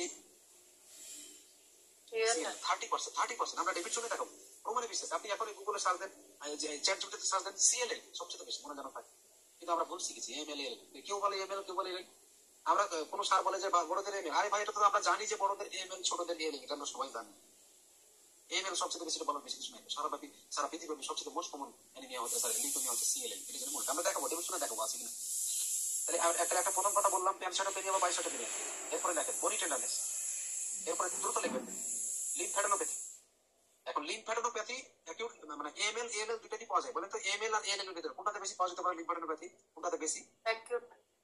এএলএল বেশি লিম্ফ্যাডেনোপ্যাথি, ঠিক আছে। তাহলে একটা বললাম প্যানসাইটোপেনিয়া বা বাইসাইটোপেনিয়া, 2 নম্বরে বললাম বনি টেন্ডারনেস, 3 নম্বরে বললাম লিম্ফ্যাডেনোপ্যাথি। আশা করা যায় হয়েছে। এবার যেহেতু প্যানসাইটোপেনিয়া পাওয়া যায়, প্যানসাইটোপেনিয়া হলে কি অ্যানিমিয়ার ফিচার্স পাওয়া যাবে। ব্লিডিং কেন? থ্রম্বোসাইটোপেনিয়া। ইনফেকশন কেন? এই যে লিউকোপেনিয়া ফিচার্স এর জন্য। এবার ইনভেস্টিগেশন যদি চলে আসে, এখন যে কোনো লিউকেমিয়া হোক না কেন, এটা লং টার্ম লিউকেমিয়া হয়। এই জন্য এখানে নর্মোসাইটিক নর্মোক্রোমিক অ্যানিমিয়া পাওয়া যেতে পারে, রেজিস্ট এমসিবি পাওয়া যেতে পারে। এখানে লিউকোসাইট কাউন্টার কমতে পারে, যদি কমে তাহলে আমরা বললাম প্যানসাইটোপেনিয়া। এটা বাড়তেও পারে, যদি বাড়ে তাহলে আমরা বললাম বাইসাইটোপেনিয়া, বলেছি কিন্তু কিছুক্ষণ আগে। আর এখানে তো থ্রম্বোসাইটোপেনিয়া পাওয়া যায়। তাহলে যদি প্যানসাইটোপেনিয়া হয় তাহলে তিনটাই কমবে, যদি বাইসাইটোপেনিয়া হয় তাহলে ডব্লিউবিসিটা বাড়বে। এরপরে বোন ম্যারো এক্সামিনেশন কনফার্মেটিভ টেস্ট বলেছিলাম। বোন ম্যারোতে কি পাওয়া যায়? হাইপারসেলুলার, এই শব্দটা ইম্পর্টেন্ট। লাস্ট সেল পাওয়া যায়, ভেরি ভেরি ইম্পর্টেন্ট, এটা একটা ইম্পর্টেন্ট কথা। তাহলে একটা হচ্ছে প্যানসাইটোপেনিয়া, একটা হচ্ছে বনি টেন্ডারনেস, একটা হচ্ছে যে লিম্ফ্যাডেনোপ্যাথি। ও আরেকটা শব্দ লিখে এখানে লেখা হয়নি, অর্গানোমেগালি। তাহলে একটা বললাম প্যানসাইটোপেনিয়া বা বাইসাইটোপেনিয়া, একটা বললাম যে আপনার বনি টেন্ডারনেস, একটা বললাম লিম্ফ্যাডেনোপ্যাথি, একটা বললাম অর্গানোমেগালি। 4টা জিনিস বললাম। এই 4টা জিনিস যদি কোনো জায়গায় থাকে ডায়াগনোসিস হবে অ্যাকিউট না ক্রনিক লিউকেমিয়া। Acute leukaemia. প্রথমে আমাদের আগে ডায়াগনোসিস করবো অ্যাকিউট না ক্রনিক, এরপরে ডায়াগনোসিস করবো সেটা কি এমএল না সেটা এএলএল, এটা পরের কথা। ওকে, এরপরে চলে আসে আরেকটা ইম্পর্টেন্ট ক্রাইটেরিয়া। যদি ব্লাড সেল পাই, ম্যাচিউর নাই ম্যাচিউর, এটা Immature. Immature. ইমেচুর হলে বললাম অ্যাকিউট না ক্রনিক? Acute. সেটার পরিমাণটা দেখেন কত লেখা আছে, More than 20%. 20% বেশি। কিন্তু যদি 5 থেকে 19% হয়, লিখে রাখেন 5 থেকে 19%, ডায়াগনোসিস হচ্ছে এমডিএস, মানে কি Myelodysplastic. Myelodysplastic myelodysplastic syndrome. এর আগে কি পাইছিলাম যেন? হাইপোসেগমেন্টেড নিউট্রোফিল পাইছিলাম, হাইপোসেগমেন্টেড নিউট্রোফিল। হাইপার সেগমেন্টেড নিউট্রোফিল কোথায় পাওয়া যায় বলেছিলাম? Megaloblastic. আর হাইপোসেগমেন্টেড নিউট্রোফিল হচ্ছে মেগালোব্লাস্টিক অ্যানিমিয়া। নন রিং সিডেরোব্লাস্ট কোথায় পাওয়া যায়? মেগালোব্লাস্টিক। আর বলেছিলাম রিং সিডেরোব্লাস্ট কোথায় পাওয়া যায়? Excellent, myelodysplastic syndrome. দেখেন কতগুলো মাইলোডিসপ্লাস্টিক সিনড্রোমে ক্লু পড়ে ফেলেছি কিন্তু অলরেডি। এখানে বললাম যদি 20% এর বেশি হয় তাহলে বলবো অ্যাকিউট লিউকেমিয়া, কিন্তু 5 থেকে 19% ব্লাস্ট হলে তার নামটা হয়ে যাবে মাইলোডিসপ্লাস্টিক সিনড্রোম। মনে থাকবে? তাহলে নরমালি লেস দ্যান 5% থাকে আমাদের বডি। এবার আমরা পার্থক্য করবো এটা কি এএমএল না এএলএল। এটা হচ্ছে মনে করেন এএমএল লিখে রাখেন, আর এদিকে লিখে রাখেন এএলএল। একটু ফাঁকা জায়গায় যে জায়গা আপনার সুবিধা হয় লিখার মতো। এটা হচ্ছে এএমএল, এটা এএলএল। একটা জায়গায় লেখেন, এখানে লিখতে পারেন, এখানে লেখেন ওয়ার বডি প্রেজেন্ট, আর এখানে লিখবেন ওয়ার বডি অ্যাবসেন্ট। দ্রুত লিখবেন Auer body present, Auer body absent. এখানে 2 নাম্বার এমপিও। এমপিও মানে মাইলো পারঅক্সিডেট। এমপিও মাইলো কি পারঅক্সিডেট। বডি বললেন? ওয়ার বডি, ওয়ার, এই যেখানে লেখা দেখেন ওয়ার বডি, ওয়ার বডি, এই যে ওয়ার বডি। এএমএল এ পজিটিভ, এএমএল এ প্রেজেন্ট, এএলএল এ অ্যাবসেন্ট। এবার এমপিও, এমপিও মানে myeloperoxidase. Myeloperoxidase AML এ পজিটিভ, এখানে নেগেটিভ, এএলএল এ নেগেটিভ। এবার 3 নাম্বার, 3 নাম্বার বললাম যে আপনার পেয়াস স্টেনিং, পেয়াস স্টেনিং এখানে হচ্ছে যে নেগেটিভ, এএমএল এ নেগেটিভ আর এএলএল এ পজিটিভ।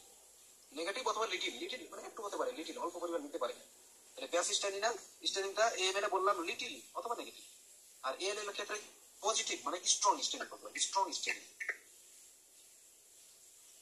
আবার বলা যাবে? আবার বলি, এএমএল এ বললাম ওয়ার বডি প্রেজেন্ট, এএলএল এ বললাম ওয়ার বডি নেগেটিভ মানে absent.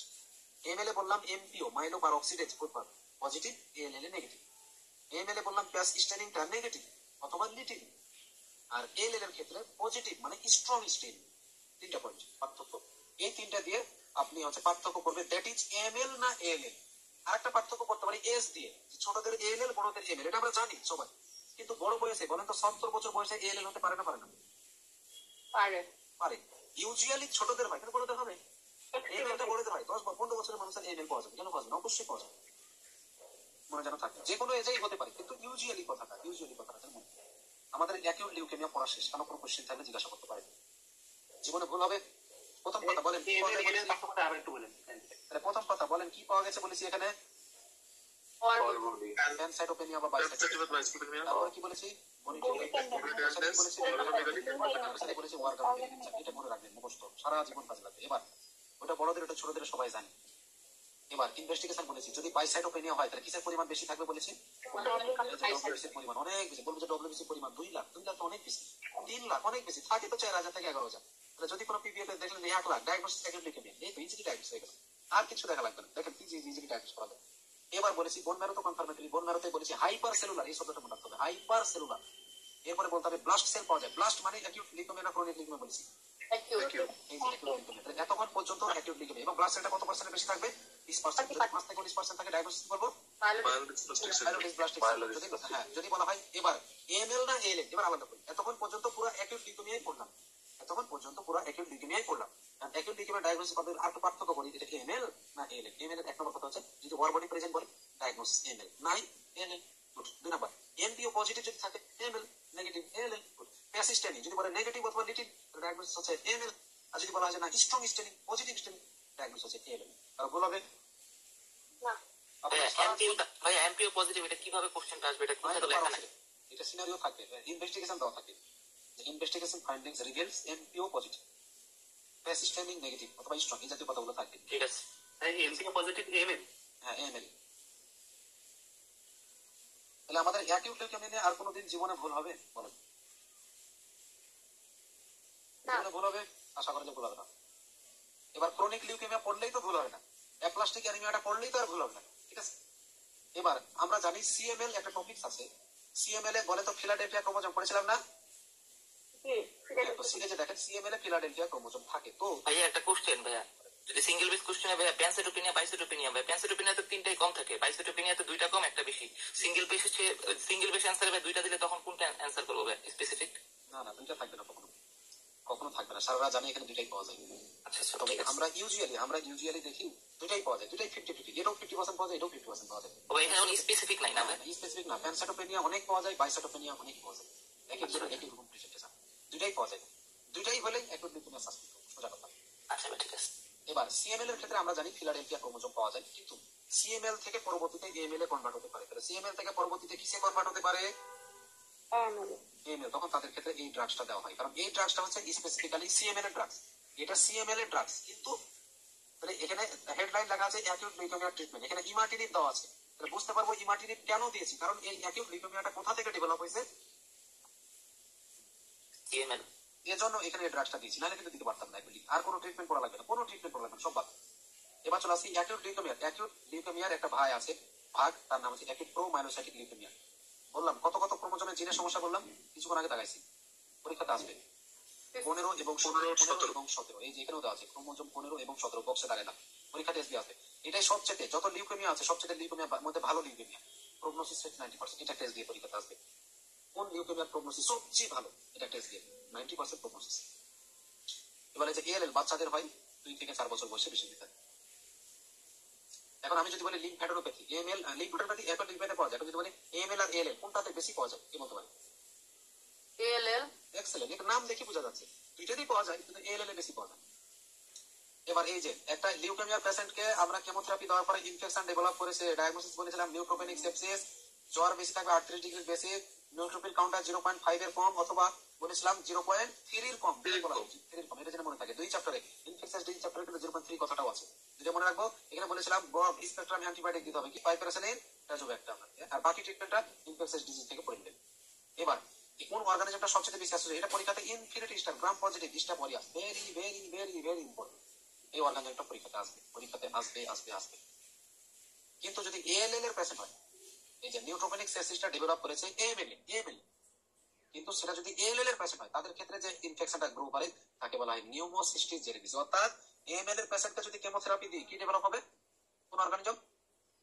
নিউট্রোপেনিক staphylococcus aureus. Staph aureus, good. আর যদি এএলএল এর পেশেন্টে দেওয়া হয় তাহলে কোন অর্গানিজম? নিউমোসিস্টিক আমি জেরিডিস। যে বক্সে পড়েছিলাম এর আগে, গত ক্লাসে, যে কট্রাইমোক্সাস দিতে হবে।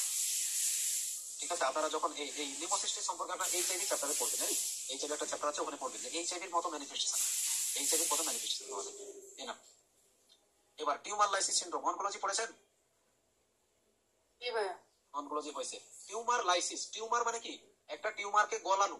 টিউমার যদি গলে যায়, টিউমার তো একটা সেলের ভেতর থেকে ওই আয়ন গুলো বের হয়ে যাবে। বলে তো সেলের ভেতরে কোন আয়নটা বেশি থাকে? পটাশিয়াম। এই যে দেখেন পটাশিয়াম বের হয়ে গেলে তার কি করবে? হাইপারক্যালিমিয়া। আবার সেলের ভেতরে কি থাকে? ফসফেট। বাইরে বের হয়ে গেলে হয়ে যাবে হাইপার ফসফেটেমিয়া। সেলের ভেতরে নিউক্লিক অ্যাসিড থাকে, nucleic acid, purine, pyrimidine, DNA, RNA, এগুলো তো সেলের ভেতরেই থাকে, তাই না? তো এগুলো যদি ভেঙে যায়, ওই ভেঙে গেলে যেটা তৈরি করে তাকে বলা হয় পিউরিক অ্যাসিড। তাহলে নিউক্লিক অ্যাসিড যেটার নাম হচ্ছে পিউরিন, এই পিউরিন বেসটা যদি ভাঙে, সেখান থেকে কি তৈরি হয় বললাম? Uric acid. ওই ইউরিক অ্যাসিডটা যদি বাইরে বের হয় তার নামটা হচ্ছে হাইপার ইউরিসেমিয়া, এবং তার সাথে লেখা আছে হাইপোক্যালসেমিয়া। হাইপোক্যালসেমিয়া কেন? কারণটা হচ্ছে আপনার, বলেন তো, বডিতে যে ফসফেটের পরিমাণটা এক্সট্রা সেলুলার ফ্লুইডে বেশি না কম? কম। এখানে যে ফাইন্ডিংটা পাইলাম, মানে বাইরে বের হয়ে আসা, বের হয়ে আসার পরে এখন বাইরে বেশি। হ্যাঁ, বাইরে বেশি হয়ে গেছে। বাইরে বেশি হয়ে গেছে, বাইরে তো ক্যালসিয়াম আছে। আমরা যে ক্যালসিয়ামটা পরিমাণ করি, নির্ণয় করি, সেই পরিমাণটা কি আমরা ইসিএফ এ নির্ণয় করি না আইসিএফ এ নির্ণয় করি? ইসিএফ। আমরা যে কোনো টেস্ট করি, আমরা যা টেস্ট করি সব ইসিএফ এ, ঠিক আছে? এখন কথা হচ্ছে ক্যালসিয়াম লেভেলটা ইসিএফ এর যে ভ্যালুটা থাকে ওটাই সবচেয়ে বেশি। এখন কথা হচ্ছে যে ফসফেট যে বেড়ে গেল, ফসফেটের সাথে ক্যালসিয়ামের খুব ভালো সম্পর্ক, দেখলেই প্রেমে পড়েছে, দেখলেই নামলে পড়ে, যেটা নেফ্রোলজি চ্যাপ্টারে হয়তো পড়েছে। ঠিক আছে, যে ক্যালসিয়ামের সাথে ফসফেট বাইন্ড করে ক্যালসিয়াম ফসফেট তৈরি করে। সিকেডি, রেনাল অস্টিওডিস্ট্রফি যে প্যাথোজেনেসিস আছে, ক্যালসিয়াম ফসফেট তৈরি করে। তো ক্যালসিয়াম যে ফসফেট যেহেতু বেশি, ক্যালসিয়াম ফসফেট তৈরি করে, এজন্য বলছে হাইপোক্যালসেমিয়া। বুঝতে পেরেছেন বিষয়টা কেন হাইপোক্যালসেমিয়া হলো? ওকে, এরা রেনাল ফেলিয়ার ডেভেলপ করে, অ্যালোপিরোনাল দেওয়া লাগে। এবং বলেছিলাম যে ফার্স্ট লাইন ট্রিটমেন্ট কি বলেছিলাম গত ক্লাসে? Intravenous normal saline. Tumour lysis না বলেছিলাম, ইন্ট্রাভেনাস নরমাল স্যালাইন কোন কোন জায়গায় ফার্স্ট লাইন ট্রিটমেন্ট বলেন দ্রুত? Hypercalcaemia, tumour lysis syndrome, myeloma, আরেকটা মাইলো ডিসকাস না না না, আরেকটা ওখানে ছিল। ইনকম্প্যাটিবিলিটি। হ্যাঁ, এপিও ইনকম্প্যাটিবিলিটি আর কি, গুড। আর যদি ট্রেলি হয় কি ট্রিটমেন্ট দেবো? 100% oxygen, good, excellent excellent excellent. আশা করা যায় ভালোই মনে আছে। হ্যাঁ, ওকে, এটা লাগবে না। এবার চলে আসি ক্রনিক লিউকেমিয়া। আচ্ছা, অ্যাকিউট লিউকেমিয়ার মধ্যে আমি বললাম ভালো লিউকেমিয়া, প্রোমাইলোসাইটিক লিউকেমিয়া। এজন্য এর রিস্কটা হচ্ছে ভালো রিস্ক, মানে খারাপের মধ্যে ভালো, 90% কিউরেশন রেট। আর এর খারাপ বলবো যখন সিএমএল থেকে পরবর্তীতে এমএল এ কনভার্ট হবে, সেটা সবচেয়ে খারাপ। এজন্য বলে পোর রিস্ক, এটা মনে রাখবেন। এবার চলে আসি ক্রনিক লিউকেমিয়া। ক্রনিক লিউকেমিয়াতে ইম্যাচিউর সেল না mature cell? Mature sir. Excellent, mature cell আর কি। ক্রনিক লিউকেমিয়াতে কি প্যানসাইটোপেনিয়া পাওয়া যায়? না না না না, এক্সেলেন্ট, প্রথম কথা। দ্বিতীয় কথা হচ্ছে আমরা মাইলো প্রলিফারেটিভ ডিজঅর্ডার বলে একটা শব্দ আমরা ইংলিশ ল্যাবে পড়েছি। সিএমএলটা হচ্ছে একটা মাইলো প্রলিফারেটিভ ডিজঅর্ডার। মাইলো মানে মাইলয়েড সিরিজ। আমরা প্রথম পেজে দেখি মাইলয়েড সিরিজের কি কি সেল আছে? রেড ব্লাড সেল, লিম্ফোসাইট বাদে বাকিগুলো লিম্ফোসাইট বাদে বাকিগুলো। তাহলে আর প্রলিফারেটিভ মানে সেলগুলো বাড়ে না কমে? বাড়বে। Excellent excellent. তাহলে যদি সেল কাউন্ট গুলো বেড়ে যায় অত্যধিক পরিমাণে, দেখা যাচ্ছে যে ডব্লিউবিসি 4000 না হয়ে গেল 50,000, প্লেটলেট থাকে 4 লাখ না হয়ে বললো যে 12 লাখ, বেড়েছে না কমেছে? বেড়েছে। বেড়েছে। তখন আমরা কোন লিউকেমিয়া বলবো? Chronic leukaemia, CML. অর্থাৎ সিএমএল চেনার উপায় হচ্ছে এই যে দেখেন, লিউকোসাইট কাউন্টটা বেশি হবে, ভেরি হাই প্লেটলেট, এটা একটা ইম্পর্টেন্ট ক্রাইটেরিয়া। 3 নম্বর ক্রাইটেরিয়া হচ্ছে আপনার লিউকোসাইট বাড়ে, তবে কোনটা সবচেয়ে বেশি বাড়ে? যেখানে লিখে রাখেন নিউট্রোফিল সবচেয়ে বেশি বাড়ে। যদি কোনো সিনারিওতে বলে নিউট্রোফিল অনেক বেশি বেড়ে গেছে, নিউট্রোফিল থাকে হয়তো সর্বোচ্চ কত থাকে আপনার একটা তো পরিমাণ আছে, কিন্তু দেখা যাচ্ছে নিউট্রোফিল বলেছে 80,000 বেড়ে গেছে, 1 লাখ বেড়ে গেছে, 35,000 বেড়ে গেছে, তাহলে ডায়াগনোসিস হবে সিএমএল, কোনো যেন থাকে।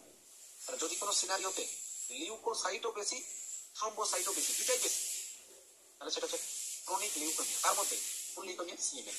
কারণ সিএমএল মানে কেন হলো? কারণ মাইলো প্রলিফারেটিভ ডিজঅর্ডার। তার মধ্যে কোনটার পরিমাণ সবচেয়ে বেশি বেশি বললাম? নিউট্রোফিল। কোনটা বেশি সবচেয়ে বেশি? নিউট্রোফিল। এটা এই বয়সে হতে পারে। এরপর আরেকটা ইম্পর্টেন্ট ক্রাইটেরিয়া কি? এই যে Philadelphia chromosome, definite characteristic feature, এটা একটা এসবি ইনফিনিটি স্ট্যান্ডার্ড পরীক্ষা আসবে। ডেফিনিটিভ ক্যারেক্টারিস্টিক ফিচার, आंसर কি হবে? Philadelphia chromosome. ঠিক আছে। এবং এখানে যে জিনে মিউটেশন হয়, সেটা কোন জিনে? পিসিআর এবিএল জিন। পিসিআর এবিএল জিন এটা কাকে অ্যাক্টিভেট, কোন একটি করে কোড করে? Tyrosine kinase activity. Very very very very important. এই কয়েকটা শব্দ মনে রাখতে হবে। Philadelphia chromosome, PCR ABL, tyrosine kinase. এগুলো সিনারিওতে থাকবে তো সিএমএল, এগুলো সিনারিওতে থাকবে সিএমএল। ভাইয়া ক্রনিক মাইলয়েড লিউকেমিয়াতে সিনারিওতে নিউট্রোফিল বেশি হতে আর কি বলবেন? আমি বললাম সিনারিওতে থাকবে নিউট্রোফিল বেশি, নিউট্রোফিল অনেক বেশি, একটু বেশি না, একটু বেশি হলে তার যে কোনো ব্যাকটেরিয়াল ইনফেকশন হতে পারে। একটু বেশি বলবে, বেশি অনেক বেশি বলবে, 60,000। মানে অস্বাভাবিক লিউকেমিয়া হতে হলে তো অস্বাভাবিক বেশি হতে হবে। তাহলে বললাম যে ডব্লিউবিসিটা অস্বাভাবিক বেশি, বললো 1 লাখ 80,000। প্লেটলেটটা অস্বাভাবিক বেশি, বললো 7 লাখ 8 লাখ। নিউট্রোফিলটা অস্বাভাবিক বেশি। এগুলো সিনারিওর ক্লু, কিন্তু এভাবে মনে না রাখলে আপনি একটাও এসবি পারবেন, আমি গ্যারান্টি দেবো না। আমি যেভাবে বলতেছি এভাবেই মনে রাখবেন। এরপরে ফিলাডেলফিয়া ক্রোমোজোম শব্দটা, বিসিআরএবিএল শব্দটা, এটা তো জানি আমরা, এই জন্য বলতেছি না। এটা 3টা ফেজ থাকে, ক্রনিক ফেজ থাকে, এক্সেলারেটেড ফেজ থাকে, ব্লাস্ট ক্রাইসিস থাকে। জাস্ট নাম জানবো। তবে ব্লাস্ট ক্রাইসিস থেকে পড়বো, এখান থেকে পরবর্তীতে অ্যাকিউট লিউকেমিয়াতে কনভার্ট হতে পারে। এএমএল এ 70%, এএলএল এ 30%, এই যে কিছুক্ষণ আগে যেটা বললাম। এজন্য ইমাটিনিব ড্রাগসটা দেখবো। এটাই হচ্ছে most common cause of death in এই পেশেন্ট। পরীক্ষাতে আসতে most common cause of death in CML, answer হবে কি? Blast crisis. আশা করি যে বুঝতে পেরেছি। এবার ক্লিনিক্যাল ফিচার্স আর কি কি ক্লু? লেথার্জি, ওয়েট লস, এটা তো মনে রাখবেন। অ্যাবডোমিনাল ডিসকমফোর্ট কেন হয়, কে বলতে পারে?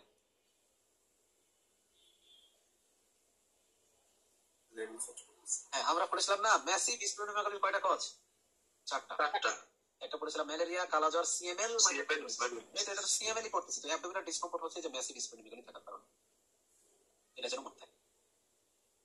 এখানে হেপাটোমেগালিটা থাকে 50%, কিন্তু লিম্ফ্যাডেনোপ্যাথি আনইউজুয়াল বা অ্যাবসেন্ট, এটা একটা ক্লু। এটা একটা ক্লু। ম্যাসিভ স্প্লেনোমেগালি একটা ক্লু, আর লেথার্জি, ওয়েট লস একটা ক্লু। এটা মনে রাখবেন। তাহলে আমি ক্লু গুলো আবারও বলি। নিউট্রোফিল অনেক বেশি, ডব্লিউবিসি অনেক বেশি, প্লেটলেট অনেক বেশি, ফিলাডেলফিয়া ক্রোমোজোম, বিসিআরএবিএল সবাই জানেন, এটা বলার কিছু নেই। এরপরে বললাম লেথার্জি, ওয়েট লস, এটা একটা ক্লু, সিনারিও ক্লু, মনে রাখবেন। লেথার্জি, ওয়েট লস মুখস্থ রাখবেন, লেথার্জি, ওয়েট লস। এরপরে বললাম ম্যাসিভ স্প্লেনোমেগালি একটা ক্লু, লিম্ফ্যাডেনোপ্যাথি অ্যাবসেন্ট, এটা একটা ক্লু। বলেন অ্যাকিউট লিউকেমিয়া থেকে ম্যাসিভ স্প্লেনোমেগালি থাকে না না? এবার অ্যাকিউট লিউকেমিয়া থেকে লিম্ফ্যাডেনোপ্যাথি অ্যাবসেন্ট থাকে না লিম্ফোডেনোপ্যাথি। এটা যেন মনে থাকে, মনে জানতে। তাহলে দেখেন কিভাবে আমরা আলাদা করতে পারতেছি অ্যাকিউট লিউকেমিয়া থেকে সিএমএল।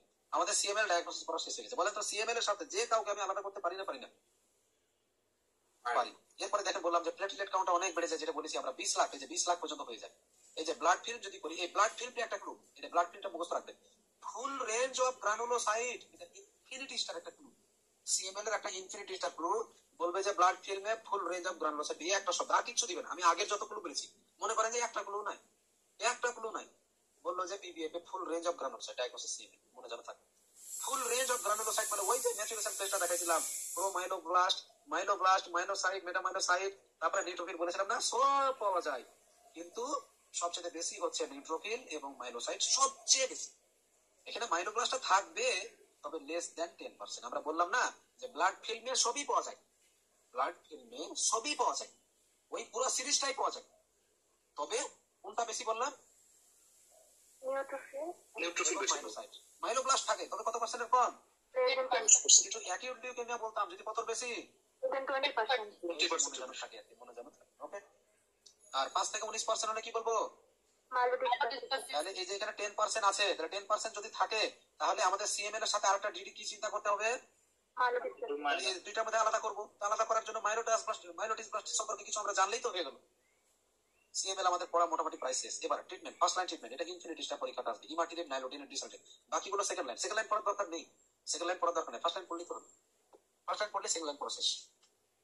এবার চলে আসি, তিনটা ইনভেস্টিগেশন ইম্পর্টেন্ট। একটা হচ্ছে বোন ম্যারো, একটা হচ্ছে ক্রোমোজোমাল অ্যানালাইসিস, আর একটা হচ্ছে আরএনএ অ্যানালাইসিস। আমরা যখন পেশেন্টের টেস্ট দিই, কি টেস্ট লিখে পাঠাবো আমরা জানি না, অনেকে আমরা জানি না কি টেস্টের নাম লিখবো। মনে রাখবেন তিনটা টেস্ট, এক নম্বর হচ্ছে বোন ম্যারো, 2 নম্বর হচ্ছে ক্রোমোজোমাল অ্যানালাইসিস, 3 নম্বর হচ্ছে আরএনএ অ্যানালাইসিস। বলেন তিনটা টেস্টের নাম কি বলবেন? সারা জীবন মনে রাখবেন, কিন্তু হুট করে বলবেন না যে টেস্টের নাম কি লিখবো, এটা যেন কখনো মনে না পড়ে। এই তিনটা টেস্টের নাম। এখন আমরা বলি না যে ultrasonography of whole abdomen with special attention to hepatobiliary system and pancreas, এরকম যেমন ভালো করে বলে দিই, সেরকম আপনাকে যদি বলে দিতে পারেন যে chromosomal analysis to demonstrate the Philadelphia chromosome, এটা লিখতে বলেন যে chromosomal analysis to see the presence of Philadelphia chromosome, এটা লেখেন, অনেক সুন্দর দেখেন। ঠিক আছে, এবার আরএনএ অ্যানালাইসিস কথাটা না লিখে লেখেন RNA analysis to see the presence of BCR ABFG, এভাবে লিখবেন। আপনারা যেমন লেখেন ultrasonography of whole abdomen with special attention to hepatobiliary system and pancreas, সেরকম এখানে লিখবেন chromosomal analysis to demonstrate the presence of Philadelphia chromosome, অথবা RNA analysis to demonstrate the presence of BCR ABFG. লেখা যাবে তিনটা, এরপর থেকে এভাবে লিখে রাখবেন, এভাবে লিখবেন। তাহলে মনে হবে যে না এমবিবিএস ডক্টর, নাহলে কিন্তু ডিএমএফ এর মতো মনে হবে কিন্তু। ঠিক আছে, এবার চলে আসি সিএলএল। সিএলএল আমি বলেছিলাম কোন লিউকেমিয়াটা সবচেয়ে বেশি? CLL মোস্ট কমন ভ্যারাইটি, 30% পাওয়া যায়, এটাই 30%, এটাই 30%। ঠিক আছে,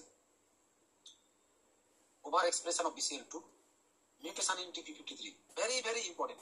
মিউটেশন ইন TP53 বলেন আপনার আর কোন ডিজিজে পাওয়া যায় কে বলতে পারে? TP53 হেপাটোলজিতে পড়েছেন, গ্যাস্ট্রোতে পড়েছেন, গ্যাস্ট্রোতে কোলোরেক্টাল ম্যালিগনেন্সি পাওয়া যায় TP53।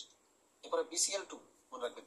Clinical features, painless lymphadenopathy, night sweat weight loss. বলেন তো এই ফিচার্স গুলো কার সাথে যায় কে বলতে পারে? Painless lymphadenopathy, night sweat weight loss, হ্যাঁ কার সাথে? Painless lymphadenopathy, night sweat weight loss কার সাথে যায়?